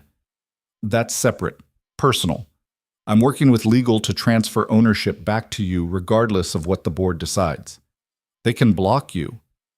They can try. But the fraud is documented. If they fight it, we go public. And that destroys shareholder value faster than any audit. Noah studied her face, looking for the lie, the angle, the selfish motivation that had to be there. But all he saw was exhaustion and determination and something that looked almost like hope. Okay, he said, I'll wait to see what happens Monday, but if this is just for show, it's not. If it is, I will destroy you, not the company, you personally. I'll make sure everyone knows exactly who Victoria Hale is. She met his eyes. If I'm lying, I'll deserve it. They went back to their rooms. Noah checked on Ethan, who'd kicked off his blankets and was sprawled sideways across the bed. He covered him back up, kissed his forehead, then lay down in the other bed and stared at the ceiling. His phone buzzed. Catherine Wu. I've been digging into the Millbrook acquisitions. Found something interesting. Can you talk tomorrow? Noah typed back, what did you find? Might be nothing, but there's a pattern. Multiple properties acquired the same way as your father's. Fabricated liens, lowball offers, desperate sellers. At least 6 that I've found so far. How many total acquisitions in Millbrook? According to records, 43 over a 10-year period. If 6 were fraudulent, how many more? That's what I'm trying to figure out. But Noah, this is bigger than your father's land. This could be systematic fraud. Noah's hands went cold. 6 properties meant 6 families. 6 people who'd lost everything thinking it was their fault. 6 versions of his father drinking themselves to death or just quietly drowning. Can you find the other families? He typed. Already on it. I'll have names by Monday. Noah set down his phone and went to the window. Outside, Millbrook slept under a sky finally starting to clear. Stars appeared between clouds, cold and distant. Somewhere in this dying town were people who'd been destroyed the same way his father had. People who deserved to know the truth. Monday. Victoria would face her board. Monday. Catherine would have names. Monday. Everything would either start to change or collapse completely. Noah pressed his forehead against the cold glass and made a decision. Whatever happened, he was seeing this through. Not just for his father, but for every family Hale Industries had crushed. If Victoria was really trying to make things right, he'd help her. And if she wasn't, he'd make sure she regretted it. The stars offered no answers, just light from things already dead, traveling across impossible distances to reach him anyway. Noah thought that was fitting. His father was dead. The girl under the oak tree was gone. But their light was still here, still traveling, still mattering. He went back to bed and dreamed of salamanders and pawns in a world where corporations couldn't steal people's lives and call it business. Morning came with rain that matched Noah's mood. He got Ethan dressed and downstairs for the continental breakfast that was exactly as depressing as expected. Stale bagels, coffee that tasted like it had been filtered through old socks, juice from concentrate. Victoria was already there, laptop open, wearing yesterday's sweatshirt and looking like she'd been up for hours. Probably had been. "Morning," she said without looking up. "You sleep at all?" "Some. You?" "Not really." Ethan climbed into the chair next to Victoria, peered at her screen. "What are you doing?" "Working on a presentation for a very important meeting." "What kind of meeting?" "The kind where I try to convince people to do the right thing even though it's expensive and complicated." "Why wouldn't they want to do the right thing?" Victoria finally looked up, smiled sadly. "That's an excellent question. I wish I had a good answer." Noah poured coffee he didn't want and checked his phone. Message from Catherine sent at 6 a.m. Found 2 more families. That's 8 confirmed fraudulent acquisitions. Still digging. Also, you should know that someone from Hale Industries Legal tried to pull my access to their internal systems last night. Victoria must have given me credentials. They're trying to lock me out. Noah showed Victoria the message. Her jaw tightened. "They know what I'm doing. Richard must have alerted the board." "Can they stop you?" "They can make it harder, but they can't access my personal files or the copies I made." She closed her laptop. "I need to get back to the city. The meeting's at 2. I want time to prepare." "We're coming with you." "Noah, you're about to walk into a room full of people who want to stop you from doing this. You need someone there who actually gives a damn about the truth." "I can't bring you into a board meeting. Then I'll wait outside, but I'm not letting you do this alone." Victoria looked like she wanted to argue, but something in her face softened. "Okay, thank you." They packed fast, checked out, and piled back into the SUV. Marcus drove while rain hammered the windshield, and Ethan asked approximately 800 questions about why they were leaving so early and where they were going, and could they stop for better breakfast because the bagels were terrible. "We'll get you real food in the city," Noah promised. "Like what?" "Whatever you want." "Really?" "Within reason." "What's reason?" "Not caviar." "What's caviar?" Victoria turned around from the front seat. "Fish eggs. Very expensive fish eggs." "People eat fish eggs?" "Rich people do." "That's gross." "I agree," Victoria said, and for a moment she was just Vicky again, the girl who thought fancy things were weird. The drive back felt faster, probably because Noah's stomach was in knots the whole time. He kept thinking about Victoria walking into that boardroom, laying out evidence of fraud, demanding they make it right. Kept imagining the board laughing at her, voting her out, replacing her with someone who'd bury it all. They hit the city around 11. Marcus dropped Ethan and Noah at a diner in Midtown, said he'd be back in a few hours. Victoria squeezed Noah's hand before she left. "Wish me luck." "You don't need luck, you need conviction, and you've got that." She nodded, tried to smile, failed. Then she was gone. Noah ordered Ethan pancakes and spent the next 2 hours pretending to read the news on his phone while actually refreshing his email every 30 seconds. Catherine sent updates. She'd found 10 families now, was putting together a full report. His boss sent a passive-aggressive message about missed deadlines. The sitter sent a reminder about payment, normal life, continuing while everything else burned down. At 1:30, Noah's phone rang. "Victoria." "How'd it go?" he asked immediately. "It's not over. The meeting starts in 20 minutes. But I needed to hear your voice before I go in there." "You're going to be fine. They're going to crucify me." "Probably, but you're doing the right thing." "What if the right thing destroys everything?" Noah watched Ethan color on the paper placemat, completely absorbed. "Then at least you'll be able to look at yourself in the mirror." "That's more than most people can say." Victoria was quiet. Then, "Thank you for believing I could be better than I was." "Don't thank me yet. Do the thing first." "Right. Do the thing." She took a breath. "Okay, I'm going in." "Victoria?" "Yeah?" "Don't let them make you small. You're the CEO. Act like it." She laughed, shaky. "Okay, I will." The line went dead. Noah stared at his phone, willing it to ring again with good news. It stayed silent. 2 hours passed. then 3. Ethan got restless, so Noah took him to a bookstore, let him pick out a graphic novel they couldn't afford. Bought it anyway because what the hell, everything was falling apart, might as well have books. At 4:30, his phone buzzed. Text from Victoria. It's done. Noah's heart stopped. That's it? Just 2 words? He called her, straight to voicemail. Texted. What does that mean? What happened? No response. Another text came through, different number. Sarah, Victoria's assistant, Ms. Hale asked me to let you know she'll be unavailable for the rest of the day. The board meeting has concluded. She'll contact you when she's able. Noah read it 3 times, trying to decode corporate speak. Was that good? Bad? Had they fired her? He tried calling again. Voicemail. Marcus pulled up outside the bookstore at 5, right on schedule. Noah got Ethan loaded in, then climbed in front. You hear from Victoria? He asked. Marcus's expression was carefully neutral. I'm not at liberty to discuss Ms. Hale's business matters. That's a yes. What happened? Mr. Bennett? Marcus, please, just tell me if she's okay. Marcus pulled into traffic, silent for a block. Then, I picked her up from the office 20 minutes ago. She didn't say much. Asked me to take her home, but she looked... He paused. She looked like someone who'd just lost a fight but won something more important. Noah didn't know what to make of that.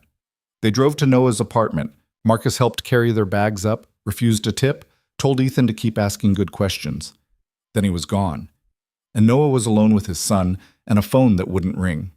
He made dinner, spaghetti with sauce from a jar. Ethan talked about the bookstore, the graphic novel, whether dinosaurs and robots could be friends if they existed at the same time. Noah nodded in the right places, but his mind was across the city, in some expensive apartment where Victoria was either celebrating or falling apart. At 8, after Ethan was in bed, Noah broke down and texted her again. Just tell me you're alive. The response came 10 minutes later. I'm alive. Barely. Can I call you? Yes. His phone rang immediately. Hey, Victoria said.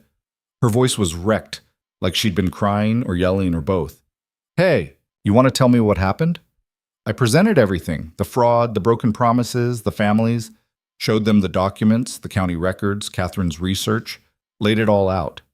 And Richard tried to have me removed from the room, said I was having a breakdown, wasn't fit to lead, made a motion for immediate suspension pending psychiatric evaluation. Jesus, can he do that? He tried, but I'd prepared for that. Had my own psychiatrist on call ready to testify I was perfectly stable. That shut him down. So then what? Then I made my proposal. Full audit of every acquisition. Restitution for fraud. Honoring the Millbrook agreements. Estimated cost around $40 million. Noah whistled. How'd they take it? About how you'd expect. Yelling.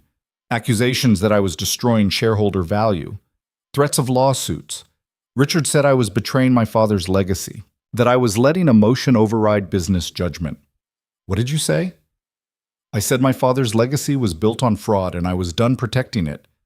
That if the board wanted to continue profiting from theft, they could find a new CEO, because I wasn't doing it. Victoria, they voted 7-4, against the audit, against restitution, against everything. Noah's stomach dropped. So they shut you down. They tried to. But here's the thing about being CEO.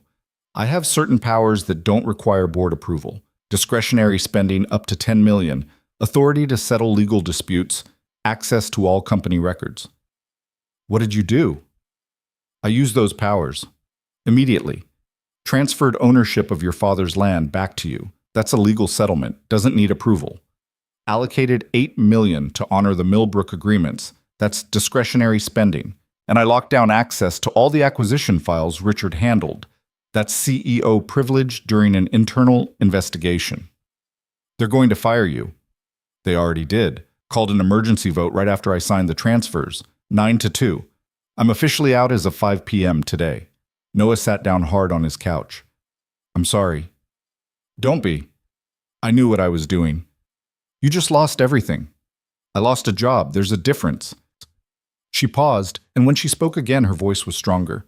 Noah, they can fire me as CEO, but they can't undo what I did. The land transfer is legal and binding. The Millbrook funds are allocated, and I copied every file Richard ever touched before they locked me out. What are you going to do with those files? Turn them over to the SEC. Let the federal government sort through my father's mess. If there's systematic fraud, people should go to jail. Even if one of those people is Richard. He'll come after you. He already is. I've got 3 lawyers on retainer as of an hour ago, and I'm meeting with a reporter from the Times tomorrow. You're really doing this.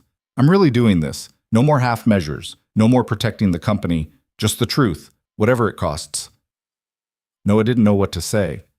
This woman who'd had everything was burning it all down for people she'd never met, for principals that wouldn't pay her rent, for the girl under the oak tree who'd known the difference between right and wrong. I'm proud of you, he said quietly. He heard her breath catch. Yeah? Yeah, you did the right thing, even though it was hard. It was terrifying. That's how you know it mattered. They were quiet for a moment. Then Victoria said, I have something for you. Can you meet me tomorrow? There's paperwork to sign for the land. Okay, where? Catherine's office, 10 a.m. She'll have everything ready. Victoria, I don't know what to say. Don't say anything yet. Not until you see what else I found. What else? Tomorrow. I promise. She hung up before he could ask more questions. Noah sat in the dark apartment, phone in his hand, feeling like the ground had shifted beneath him. Victoria had actually done it. Had walked into that boardroom and chosen integrity over everything else. Had lost her position, her father's company, probably millions in severance she'd never see, all to make things right. He thought about his father, about the shame that had eaten him alive, about dying thinking you'd failed when really you'd been the victim. Tomorrow, Noah would sign papers that gave him back his father's land. Tomorrow, the truth would start coming out. Tomorrow, maybe, some of this would start to make sense. He went to bed but didn't sleep, kept running scenarios, imagining complications. At 2 a.m., he gave up and made coffee, sat at his kitchen table scrolling through news sites. Nothing about Hale Industries yet, but there would be. Soon. Morning came gray and cold. Noah got Ethan to school, promised to pick him up on time for once, then caught the train to Catherine's office. She was waiting in the lobby, 2 coffees in hand, gave him one without asking if he wanted it. Big day, she said. Yeah. You ready? No idea. She smiled. Good answer. Victoria was already in the conference room, looking exhausted, but somehow lighter. She'd dressed down, jeans, sweater, barely any makeup, more like Vicky than he'd ever seen her. Hi, she said. Hi. Catherine spread documents across the table. Let's get the easy part done first. These are the transfer papers for your father's land. Sign here, here, and here. Noah read through them carefully. Legal language that basically said Hale Industries acknowledged fraudulent acquisition, was returning property to rightful owner, included compensation for lost value and damages. The number made his eyes water. This says $3.2 million. That's conservative, Catherine said. We could argue for more. But this gets it done fast, avoids litigation.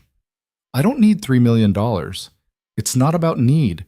It's about what you're owed. Noah looked at Victoria. This is coming from you personally? The land transfer is from the company. They can't block it because it's settling fraud. But yes, the compensation is personal. I'm liquidating assets, selling my apartment, some art, stocks. I'll have it transferred within 30 days. Victoria, it's already decided. Sign the papers. Noah's hand shook as he picked up the pen. This was it. His father's land returned, money that would change everything for him and Ethan. Security he'd never imagined. He signed. Catherine notarized, filed copies, made it official. Just like that, Noah owned 15 acres in Millbrook, 15 acres with luxury apartments sitting on them. What do I do with it? He asked. Whatever you want, Victoria said. Keep it, sell it, develop it yourself. It's yours. What about the tenants? The people living there? Their leases transfer with the property. You're their landlord now. Noah's head spun. I don't know how to be a landlord. I can recommend property managers, people who will handle the day-to-day. This is insane. This is justice, Catherine corrected. Delayed, complicated, messy justice. But justice. Victoria pushed another folder across the table. There's more. This is what I wanted to show you. Inside were files on the other families Catherine had found. 8 properties, 8 families, 8 stories of fraud. Names and dates and numbers that added up to systematic theft. "I'm returning all of it," Victoria said. "Every property we stole. I've got lawyers working on the transfers now. Some of the families have moved away, but we'll find them, and everyone gets compensated." "With what money? You just lost your job." "I still have my trust fund. My father's inheritance. I'm using it." "All of it?" "However much it takes." She leaned forward. "Noah, my father died with $400 million in assets. I inherited half when he passed the company to me. I can't undo what he did, but I can use his money to fix some of it. The board will sue you. Let them. I'll tie them up in court for years. And while we're fighting, these families get their land back." Noah looked at the names. The Hendersons, the Schwa, the Washingtons. Families he didn't know but understood completely. "How many more do you think there are?" Catherine's estimate is 37 properties across 6 states. All the same pattern. "We'll find them all." "This is going to take years." "I know. You'll have nothing left. I'll have enough. And I'll have done something that matters." Catherine cleared her throat. "There's one more thing. The SEC is opening an investigation into Hale Industries based on the files Victoria provided. And the Times is running a story tomorrow about the fraud. It's going to be big. National coverage. How big? Congressional hearing big? Criminal charges big.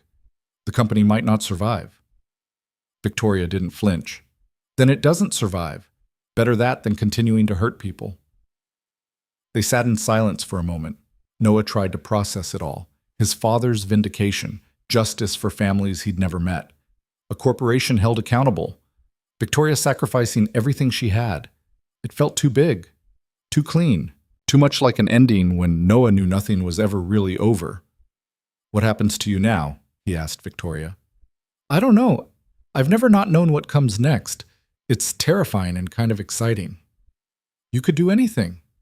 "I could, though most companies probably won't hire the CEO who torpedoed her own board." "Maybe that's good. Maybe you should do something else." "Like what?" Noah shrugged. "Whatever Vicky Chen would have done before she became Victoria Hale." Something shifted in her face, softness mixed with pain.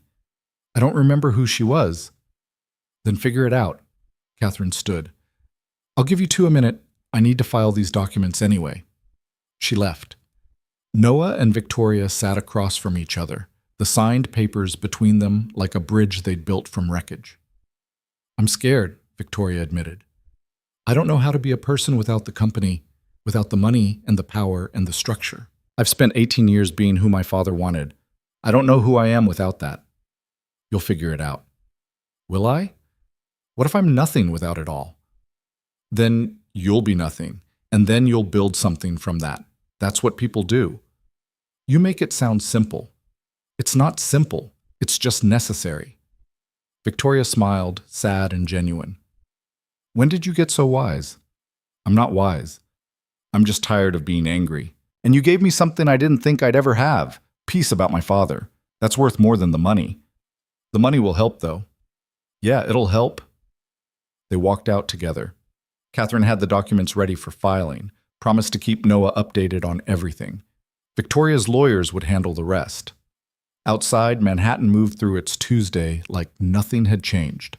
But everything had changed. By tomorrow, the story would break. By next week, congressional investigations would start. By next month, who knew? "What are you going to do now?" Noah asked. "Go home. Pack up the apartment I'm selling. Figure out where to live next, maybe somewhere quieter." "Millbrook's quiet," Victoria laughed. "I don't think Millbrook wants me." "They might, once they understand what you did." "Maybe." She looked at him, really looked at him. "Can I ask you something?" "Sure." "Do you think we can be friends after everything?" Noah considered it. This woman who'd been the girl who saved him became the corporation that destroyed him, then sacrificed everything to make it right. Was friendship possible through all that history? "I think we can try," he said finally. "That's all I'm asking. A chance to try." She hugged him then, quick and unexpected. Noah hugged back, feeling how small she was without the armor of suits and titles. Just a person. Just Vicky. "Thank you," she said, "for giving me a reason to be better. You did that yourself." "No, I did it because you reminded me who I used to be." She pulled back, wiped her eyes, smiled. Then she walked away, heading wherever people went when they destroyed their lives for the right reasons. Noah watched her disappear into the crowd, then headed to the subway. He had to pick up Ethan, had to figure out what to tell his son about their sudden fortune, had to process that his father's name had been cleared and his family's land was returned. His phone buzzed. "Catherine, the story breaks at 6 a.m. tomorrow. You should probably have a statement ready. Media will want to talk to you." Noah stared at the message. He'd spent 32 years being nobody. Tomorrow he'd be the face of corporate fraud victims everywhere. He typed back, "I'll think about it." But he already knew what he'd say. The same thing his father should have been able to say before shame killed him. "I was stolen from. I did nothing wrong. And someone finally made it right." The subway carried him home through tunnels that smelled like urine and broken dreams. Noah thought about his father, about Victoria, about second chances and whether anyone really deserved them. Maybe deserve had nothing to do with it. Maybe it was just about choosing to be better than you were yesterday. Even if it cost everything, especially if it cost everything. He picked up Ethan from school. His son ran to him like he always did, backpack bouncing, talking before he even got close about something that happened at recess. "Dad, guess what? Tommy put a frog in Sarah's desk and she screamed and Mrs. Patterson got so mad. Hey buddy, I need to tell you something." Ethan stopped, went cautious. "What? Remember how I told you about Grandpa's land?" "Yeah." "Well, we got it back. The lady, Victoria, she made sure we got it back. And some money too. Enough money that things are going to be easier for us." Ethan's eyes went wide. "Like, how much easier?" "Like we can get a bigger apartment easier. Like I don't have to work as much easier." "Can we get a dog?" Noah laughed, feeling lighter than he had in years. "Yeah, we can probably get a dog." "Really?" "Really." Ethan whooped, jumped, caused a scene on the sidewalk that made other parents stare. Noah didn't care. Let them stare. His kid was happy. His father was vindicated. And tomorrow, the truth would finally come out. They went home and ordered Chinese food they could actually afford now. Ethan wanted to look at dogs online immediately, so they spent 2 hours scrolling through shelter websites looking at mutts that needed homes. "That one," Ethan said, pointing to a scraggly terrier mix. "He looks sad. We should make him happy.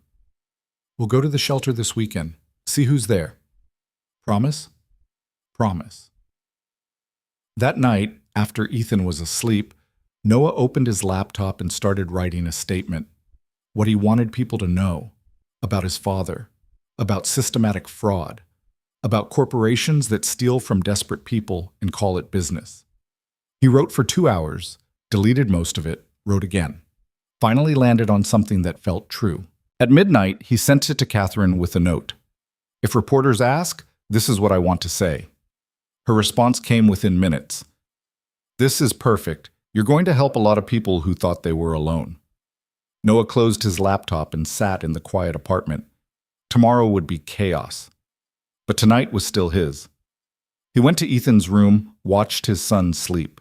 Thought about the dog they'd adopt, the apartment they'd move to, the life they could finally build without shame crushing them. His phone buzzed one last time. "Victoria, the story's about to break. I'm terrified. But I wanted you to know, whatever happens next, I'm glad I met you again. You reminded me who I was supposed to be." Noah smiled, typed back. "You reminded yourself. I just gave you permission." He turned off his phone, crawled into bed, and slept better than he had in 15 years. In the morning, the story would explode. Hale Industries would collapse. Richard Voss would face charges. Congress would investigate. And Noah would tell the world about his father. But none of that mattered as much as the small, quiet victories. His son sleeping peacefully, his father's name cleared, a woman who chose integrity over empire.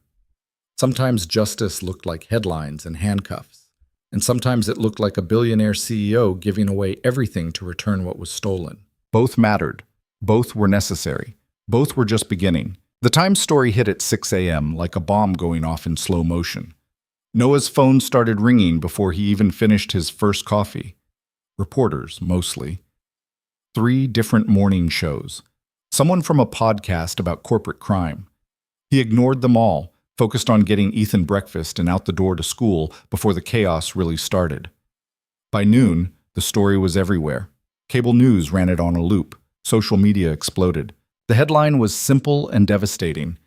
Hale Industries CEO exposes decades of systematic fraud, resigns to make restitution. Victoria's face was on every screen, an old photo from some charity gala where she looked polished and untouchable. The contrast with the woman Noah had seen yesterday, exhausted, stripped down, real, couldn't have been sharper. His phone rang again. This time it was Catherine. "Have you seen the coverage? Hard to miss it. It's bigger than we thought. The SEC announced a formal investigation. 3 senators are calling for hearings. And we're getting calls from other families, people who think they might have been defrauded too. How many? 43 so far, from 7 different states." Noah sat down. Jesus. This is going to get much bigger before it gets smaller. Are you ready for that? No, but I don't think I have a choice. You always have a choice. You can step back, let the lawyers and investigators handle it. You don't owe anyone your story. Noah thought about his father, about dying in shame, about all the other families who'd thought they failed when really they'd been robbed. "Set up the interviews," he said. "I'll talk." The first interview was that afternoon, a reporter from NPR who met him at a coffee shop near his apartment. She was young, serious, took careful notes while Noah explained what happened to his father, how the land was stolen, how shame had killed him as surely as the alcohol. "And you had no idea it was fraud?" she asked. "None. I thought my dad made a bad deal, that he was desperate and got taken advantage of, but legally. I didn't know they'd fabricated the whole thing." "How does that feel? Knowing the truth now?" Noah stared into his coffee. "Like I failed him. I should have questioned it, should have looked into it, but I was 20 years old and drowning, and I accepted it, believed what they told us. You were a kid dealing with impossible circumstances. That's not failure. Feels like it sometimes." The article ran that evening. Noah's name was everywhere suddenly, attached to phrases like "victim of corporate fraud" and "son seeks justice for deceased father." His phone exploded again. More interview requests. Messages from people he hadn't talked to in years. His boss, asking if he needed time off. He took it, called in, said he needed a week, maybe 2. That night, Ethan asked why people kept calling. "Remember I told you about Grandpa's land?" "Yeah." "Well, it turns out what happened to him happened to a lot of other families too, and now people want to tell that story, so it doesn't happen again." "Are you famous now?" "I don't think so, just visible." "What's the difference?" Good question. Noah wasn't sure he knew. The next few days blurred together. More interviews, more articles, more attention than Noah had ever wanted. He tried to stay grounded, focus on Ethan, but it was hard when strangers were picking apart his father's life on national television. Thursday afternoon, Victoria called. First time since the story broke. "Hey," she said. She sounded wrecked. "Hey, you surviving?" "Barely. The lawsuit started today. The board suing me for breach of fiduciary duty. Richard filed a defamation claim. And I've got 3 death threats from shareholders who lost money when the stock tanked." "I'm sorry." "Don't be. I knew what I was signing up for." She paused. "I saw your interview, the NPR one. It was really brave." "Didn't feel brave. Felt necessary." "Same thing sometimes." They were quiet for a moment. Then Victoria said, "I'm going back to Millbrook this weekend. The town council wants to meet. Discuss the development funding I promised. I was hoping, would you come with me?" "Why?" "Because you're from there. Because your voice matters. And because I don't want to do this alone." Noah thought about it. About facing that town again. About standing next to Victoria while she tried to rebuild what her company had destroyed. "Okay," he said. "But Ethan comes too." Of course. They drove up Saturday morning, just the 3 of them this time. Victoria had rented a car, a normal sedan, not a town car with a driver. She picked them up wearing jeans and a jacket that looked like it came from Target. Noah almost didn't recognize her. No designer clothes? He asked. I'm selling most of them. Turns out I don't need $20,000 handbags. What are you keeping? Enough. And this sweatshirt. She gestured to the Columbia hoodie she'd worn in Millbrook before. It was my mom's. She died when I was 16. It's the only thing of hers I have left. Noah hadn't known her mother was dead, hadn't thought to ask. He realized how little he actually knew about Victoria's life beyond the headlines. I'm sorry. About your mom. Thanks. She would have hated what my father became, what he turned the company into. I think she'd be proud of what I'm doing now, or at least I hope she would. The drive was quieter than last time. Ethan dozed in the back. Victoria drove carefully, like she was still getting used to being behind the wheel herself. Noah watched the landscape change from city to suburbs to hills, thinking about how much had shifted in just 2 weeks. Millbrook looked the same and different, same dying storefronts, same desperate edges. But there were small changes. A coming soon sign in one empty building, fresh paint on the town hall, people on the street who looked at their car with something that might have been hope instead of suspicion. The town council meeting was in the same building where they'd looked at records with Dale. The room was packed, maybe 50 people, standing room only. Noah recognized some faces from his childhood, aged and hardened. Others were strangers. Dale stood at the front, called the meeting to order. Thank you all for coming. As you know, Ms. Hale has requested time to speak about the development commitments made by her company. Ms. Hale? Victoria stood, and Noah saw her hands shake before she clasped them together. She walked to the front, faced a room full of people who had every reason to hate her. Thank you for giving me this opportunity, she said. I know many of you have suffered because of decisions my company made, decisions that promised you growth and delivered nothing. I can't undo that, but I can try to make it right. Someone in the back shouted, Why should we believe you? Your company made promises before.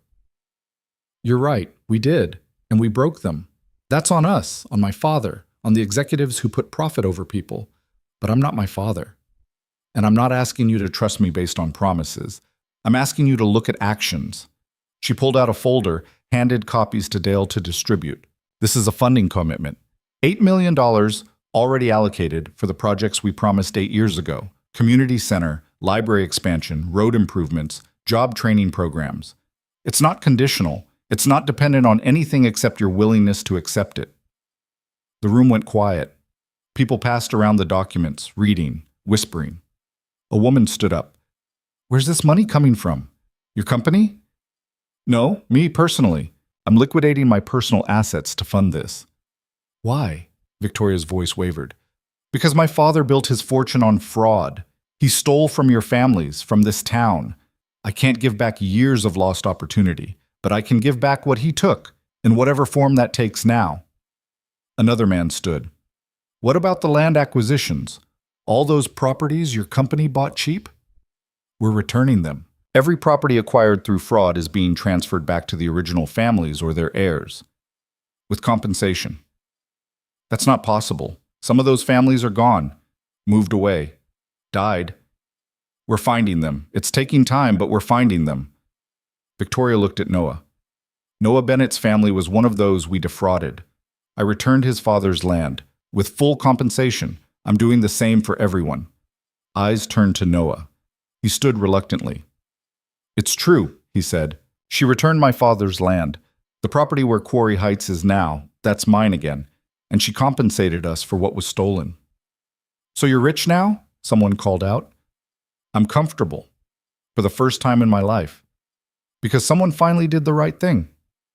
Why should we believe she's doing this for the right reasons? Maybe it's just PR. Noah looked at Victoria, then back at the room. Because she lost everything to do it. Her job, her company, her reputation. The board fired her. Shareholders are suing her. She's being investigated by Congress. If this was PR, it's the worst strategy I've ever seen. Some people laughed. The tension broke slightly. Dale cleared his throat. I propose we take Ms. Hale's offer to committee. Review the funding commitment, come back with a recommendation. No. Everyone turned. An older woman had stood leaning heavily on a cane. Noah recognized her suddenly. Mrs. Chen, who used to run the corner store. She must have been 80 now, face lined with hard years. No committees, she said. No more waiting. This town's been dying for 20 years. Someone's finally offering to help. We take it. Mrs. Chen, I said we take it. Anyone disagree? Silence. Then slowly people started shaking their heads. No one disagreed. Dale looked stunned. Then I guess we're accepting. Pending legal review of the documents. Victoria's eyes were bright with tears she wouldn't let fall. Thank you. I'll work with whatever committee you want to form. This is your town. You decide how the money gets used. The meeting continued for another hour, people asking questions, voicing concerns, slowly warming to the idea that maybe something good could actually happen. Noah sat next to Victoria, Ethan on his other side playing a game on Noah's phone, and felt something shift in the room. Not forgiveness exactly, but possibility. Afterward, people approached Victoria cautiously, shook her hand, said thank you, or we'll see, or give us a reason to believe. She took it all with grace Noah hadn't known she possessed. Mrs. Chen waited until last. She studied Victoria for a long moment. You're Emily Chen's daughter. Victoria went still. You knew my mother? Knew her? We were best friends before she married your father and moved to the city, before she became someone else. I didn't know she was from here. She was born 3 blocks from where we're standing. Your father met her when his company came to do a project here, swept her off her feet, promised her the world. She loved him. But that man changed her, made her small. Mrs. Chen gripped her cane tighter. She would be proud of you for choosing different. Victoria's composure cracked. Thank you. That means thank you. Mrs. Chen patted her hand. Don't waste it. The chance to be better. It doesn't come around often. She walked away slowly, leaving Victoria trembling. You okay? Noah asked. My mother was from here. She knew this town, knew these people. Victoria laughed, shaky. All these years I never knew. My father never told me. Maybe he wanted to erase that part of her, the part that came from somewhere real. Maybe. Or maybe he was ashamed that he'd taken someone good and turned her into something else. They left Millbrook as the sun was setting, painting the hills gold and red. Ethan slept in the back again. Victoria drove, quieter than before. Thank you for coming, she said after a while. For standing up for me. You didn't have to. Yeah, I did. You're trying to make things right. People need to see that. What if it's not enough? What if $8 million in some returned land doesn't actually fix anything? Then it doesn't, but you'll have tried. That's more than most people can say. Victoria nodded, knuckled away tears. I'm moving up here, to Millbrook. Found a small house near the edge of town. Nothing fancy, but I want to be here. See the projects through. Be part of the rebuilding. You're really leaving the city? What's in the city for me? I don't have a job, don't have the apartment. Closing's next week. Most of my friends were board members or business contacts who won't return my calls now. She smiled sadly. Turns out when you burn down your life, you get to build something new from scratch. Might as well build it somewhere that matters. What will you do? For work? I don't know yet. Maybe nothing for a while. I've got enough money left to live on. Not billionaire money, but enough.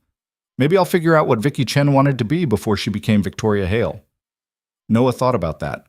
About getting to reinvent yourself. About second chances and whether anyone really got them, or if you just had to take them. They dropped Noah and Ethan at their apartment. Before Victoria drove away, she rolled down the window. Hey, Noah. Yeah? I know I keep saying this, but thank you for seeing something worth saving in me. You saved yourself. I just reminded you it was possible. She smiled, real and warm. Then she was gone. Inside, Ethan wanted to talk about the meeting, about Mrs. Chen, about whether they'd really moved to a bigger apartment. Noah answered while making dinner, feeling the weight of the day settle on his shoulders. His phone buzzed. Catherine. SEC wants to interview you next week, and I've got 12 more families confirmed. We're up to 55 total.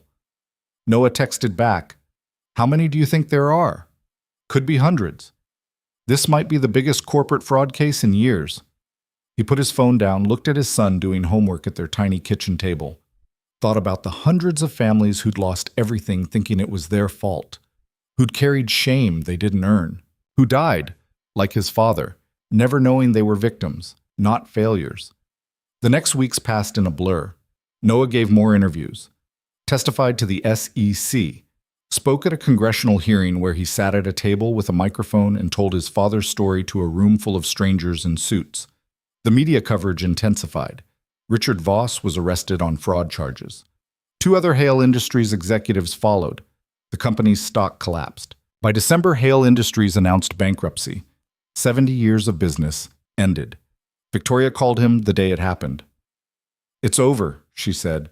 "The company's done." "How do you feel?" "Relieved. Sad. Both." She paused. "My father would have been destroyed by this. He built that company from nothing. It was his entire identity. He built it on fraud." "I know, but it was still his life's work. And I killed it." "You killed the cancer. The company was just the body it inhabited." Victoria laughed softly. "That's dark, but true." By January, things started to slow down. The media moved on to other scandals. The lawsuits continued, but felt more distant. Noah went back to work, though his boss treated him differently now, with a weird mix of respect and uncertainty. The money from Victoria hit his account. $3.2 million. Noah stared at the number for 20 minutes, unable to process it. That much money felt abstract, unreal. He paid off his debts first. Student loans, credit cards, the sitter's back pay. Then he put half in a trust for Ethan. College fund, emergency fund, future he couldn't even imagine yet. With what was left, he found a bigger apartment. Not luxury, just nice. 2 bedrooms, a real kitchen, windows that let in light. Ethan got his own room for the first time in his life. And they got a dog. The scraggly terrier mix Ethan had pointed out months ago. They named him Fred, and he was perfect. In March, Noah drove up to Millbrook with Ethan and Fred. They'd been invited to the groundbreaking for the new community center. Half the town showed up. Victoria was there, looking healthier than Noah had seen her. She'd cut her hair short, wore jeans and work boots, looked like she belonged. "You came," she said, hugging him. "Wouldn't miss it. How's the house?" "Small, drafty, perfect. I'm learning to fix things myself. Turns out YouTube tutorials are very educational." "You're doing home repairs?" "Badly, but I'm trying." She crouched to pet Fred. "Who's this?" "This is Fred. Ethan picked him out. He's beautiful." "He's a disaster, but we love him." The groundbreaking was simple. Dale said some words. Mrs. Chen turned the first shovel of dirt. Kids ran around excited about the playground that would be built. Victoria stood at the edge, watching, and for the first time since Noah had seen her again, she looked peaceful. After, they walked through town. It still looked rough, but there were signs of life, a new restaurant opening, the old theater being renovated, people on the street who smiled instead of just surviving. "It's not much yet," Victoria said, "but it's something. It's progress. That's all anyone can ask." They stopped at the diner, Rosie's, for coffee. Linda served them, remembered them from months ago. "You actually did it," she said to Victoria. "People didn't think you would, but you did." "I'm trying to." "Trying counts." After Linda left, Victoria pulled an envelope from her bag. "I have something for you." Inside were photos. Old ones, faded and creased. 2 kids under an oak tree, one with dark hair and scraped knees, one with holes in his shoes and a too big jacket. "Where did you find these?" "My mother's things. The storage unit I finally went through last month. She kept them, all these years." Noah stared at the images. He looked so small in them, so young. Vicky looked fierce, protective, like she'd fight anyone who messed with her friend. "Can I keep this?" "It's yours." He tucked it carefully in his wallet, next to Ethan's school picture. They talked for hours. About Victoria's plans. She was thinking about starting a nonprofit, helping other fraud victims navigate restitution. About Noah's life. Ethan was thriving. The new apartment was working out. He was thinking about changing careers. About everything and nothing. When it was time to go, they stood in the parking lot while Ethan threw a ball for Fred. "I'm glad we found each other again," Victoria said. "Even though it was messy and hard and involved destroying everything." "Me too." "Friends?" "Yeah, friends." She hugged him, and it felt right. Not romantic, not complicated, just two people who'd survived something together and came out better for it. The drive home was quiet. Ethan fell asleep. Fred snored in the back. Noah thought about his father, about Victoria, about how sometimes justice looked like headlines, but sometimes it just looked like a small town getting a second chance. He thought about the girl under the oak tree who'd shared her lunch, about the man his father could have been if shame hadn't killed him, about all the families getting their land back, learning they weren't failures, just victims. And he thought about himself, about being brave enough to tell the truth, to stand up, to believe that things could change. His phone buzzed. Text from Victoria. Thank you for everything, for reminding me who I was supposed to be. Noah smiled, typed back. You did the hard part. You chose to change. Her response came quickly. We both did. That's what makes it matter. Spring turned to summer. The community center opened. More families got their land back. The SEC investigation led to criminal charges that would take years to resolve. Hale Industries' assets were liquidated, the money going to victims. Richard Voss went to trial in August. Noah didn't attend, but he read the verdict. Guilty on 17 counts of fraud, 20 years in prison. Victoria texted him when the verdict came down. It's really over. Noah replied, No, it's really starting. In September, Noah quit his marketing job, used some of the settlement money to go back to school, study something that mattered. Social work? Maybe. Or law, something where he could help people navigate systems designed to crush them. Ethan started 4th grade, made new friends, brought home report cards that were mostly good, asked questions that got harder to answer, but Noah tried anyway. Fred destroyed 2 couches and a bookshelf, but they forgave him because he was family. And every few weeks, Noah drove up to Millbrook, sometimes with Ethan, sometimes alone. He'd walk through the town, watch it slowly come back to life. See the projects Victoria's money funded, talk to people who were rebuilding. Sometimes he'd see Victoria. They'd have coffee at Rosie's or walk the trails near where his father's land used to be. They'd talk about their lives, their plans, the ways they were different now. She was different, lighter, despite everything she'd lost, or maybe because of it. She'd started the nonprofit, called it Second Chances Initiative, helped fraud victims across the country, lived in her small house and fixed her own plumbing badly and seemed happier than she'd ever been as a billionaire CEO. In November, on what would have been his father's 65th birthday, Noah drove to the cemetery where he was buried. He'd avoided it for years. Too painful, too full of shame and grief and regrets. But he went now, brought flowers, stood at the grave and talked to a man who couldn't hear him. I know the truth now, Dad. I know what they did to you. And I know you didn't fail. You were a victim. And I'm sorry. I'm so sorry I didn't see it sooner, that I let you die thinking you'd let us down. The wind moved through the trees. Birds called in the distance. Noah wiped his eyes. I got the land back. Your land. And I'm doing okay. Ethan's doing okay. We're going to be fine because of what you gave us. Not just the land, but everything else. The way you loved Mom. The way you tried even when it was impossible. That matters more than the land ever did. He stayed until the sun started to set, then drove back to the city. Back to his apartment where Ethan and Fred were waiting. Back to his life that was messy and complicated, but his. That night, he looked at the photo from under the oak tree. 2 kids who didn't know what was coming, who couldn't have imagined the ways their lives would intersect and diverge and come back together. He thought about how people changed or didn't, how corporations destroyed lives and sometimes faced consequences, how justice was slow and imperfect but still mattered.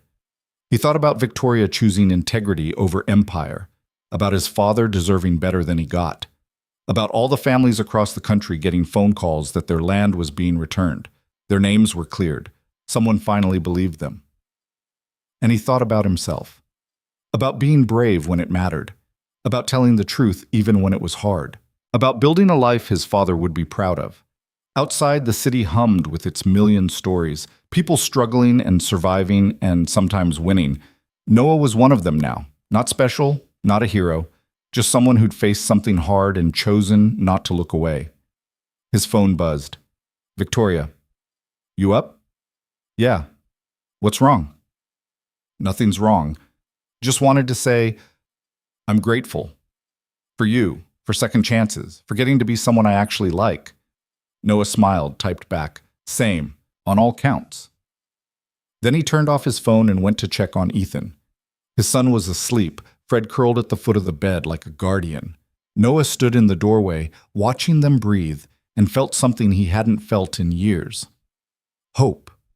Not the naive kind that believed everything would work out perfectly, but the harder, earned kind that knew things would be difficult and messy and imperfect, and chose to keep trying anyway.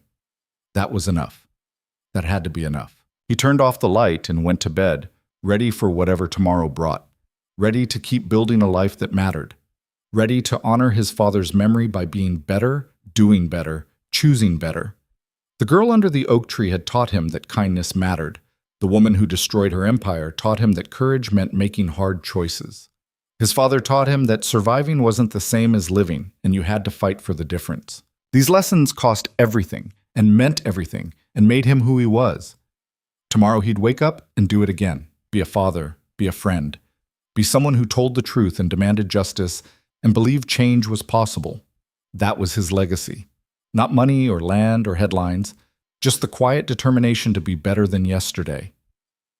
And somewhere in Millbrook, Victoria was probably thinking the same thing, choosing every day to be Vicky instead of the person her father made her, building something real from the ashes of something broken.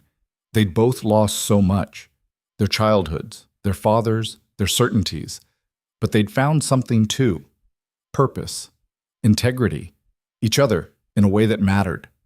The story wasn't over. Justice took time. Healing took longer. But they were both finally on the right path. That was enough. That was everything. Noah closed his eyes and slept, dreamless and deep, while the city breathed around him and tomorrow waited with all its possibilities.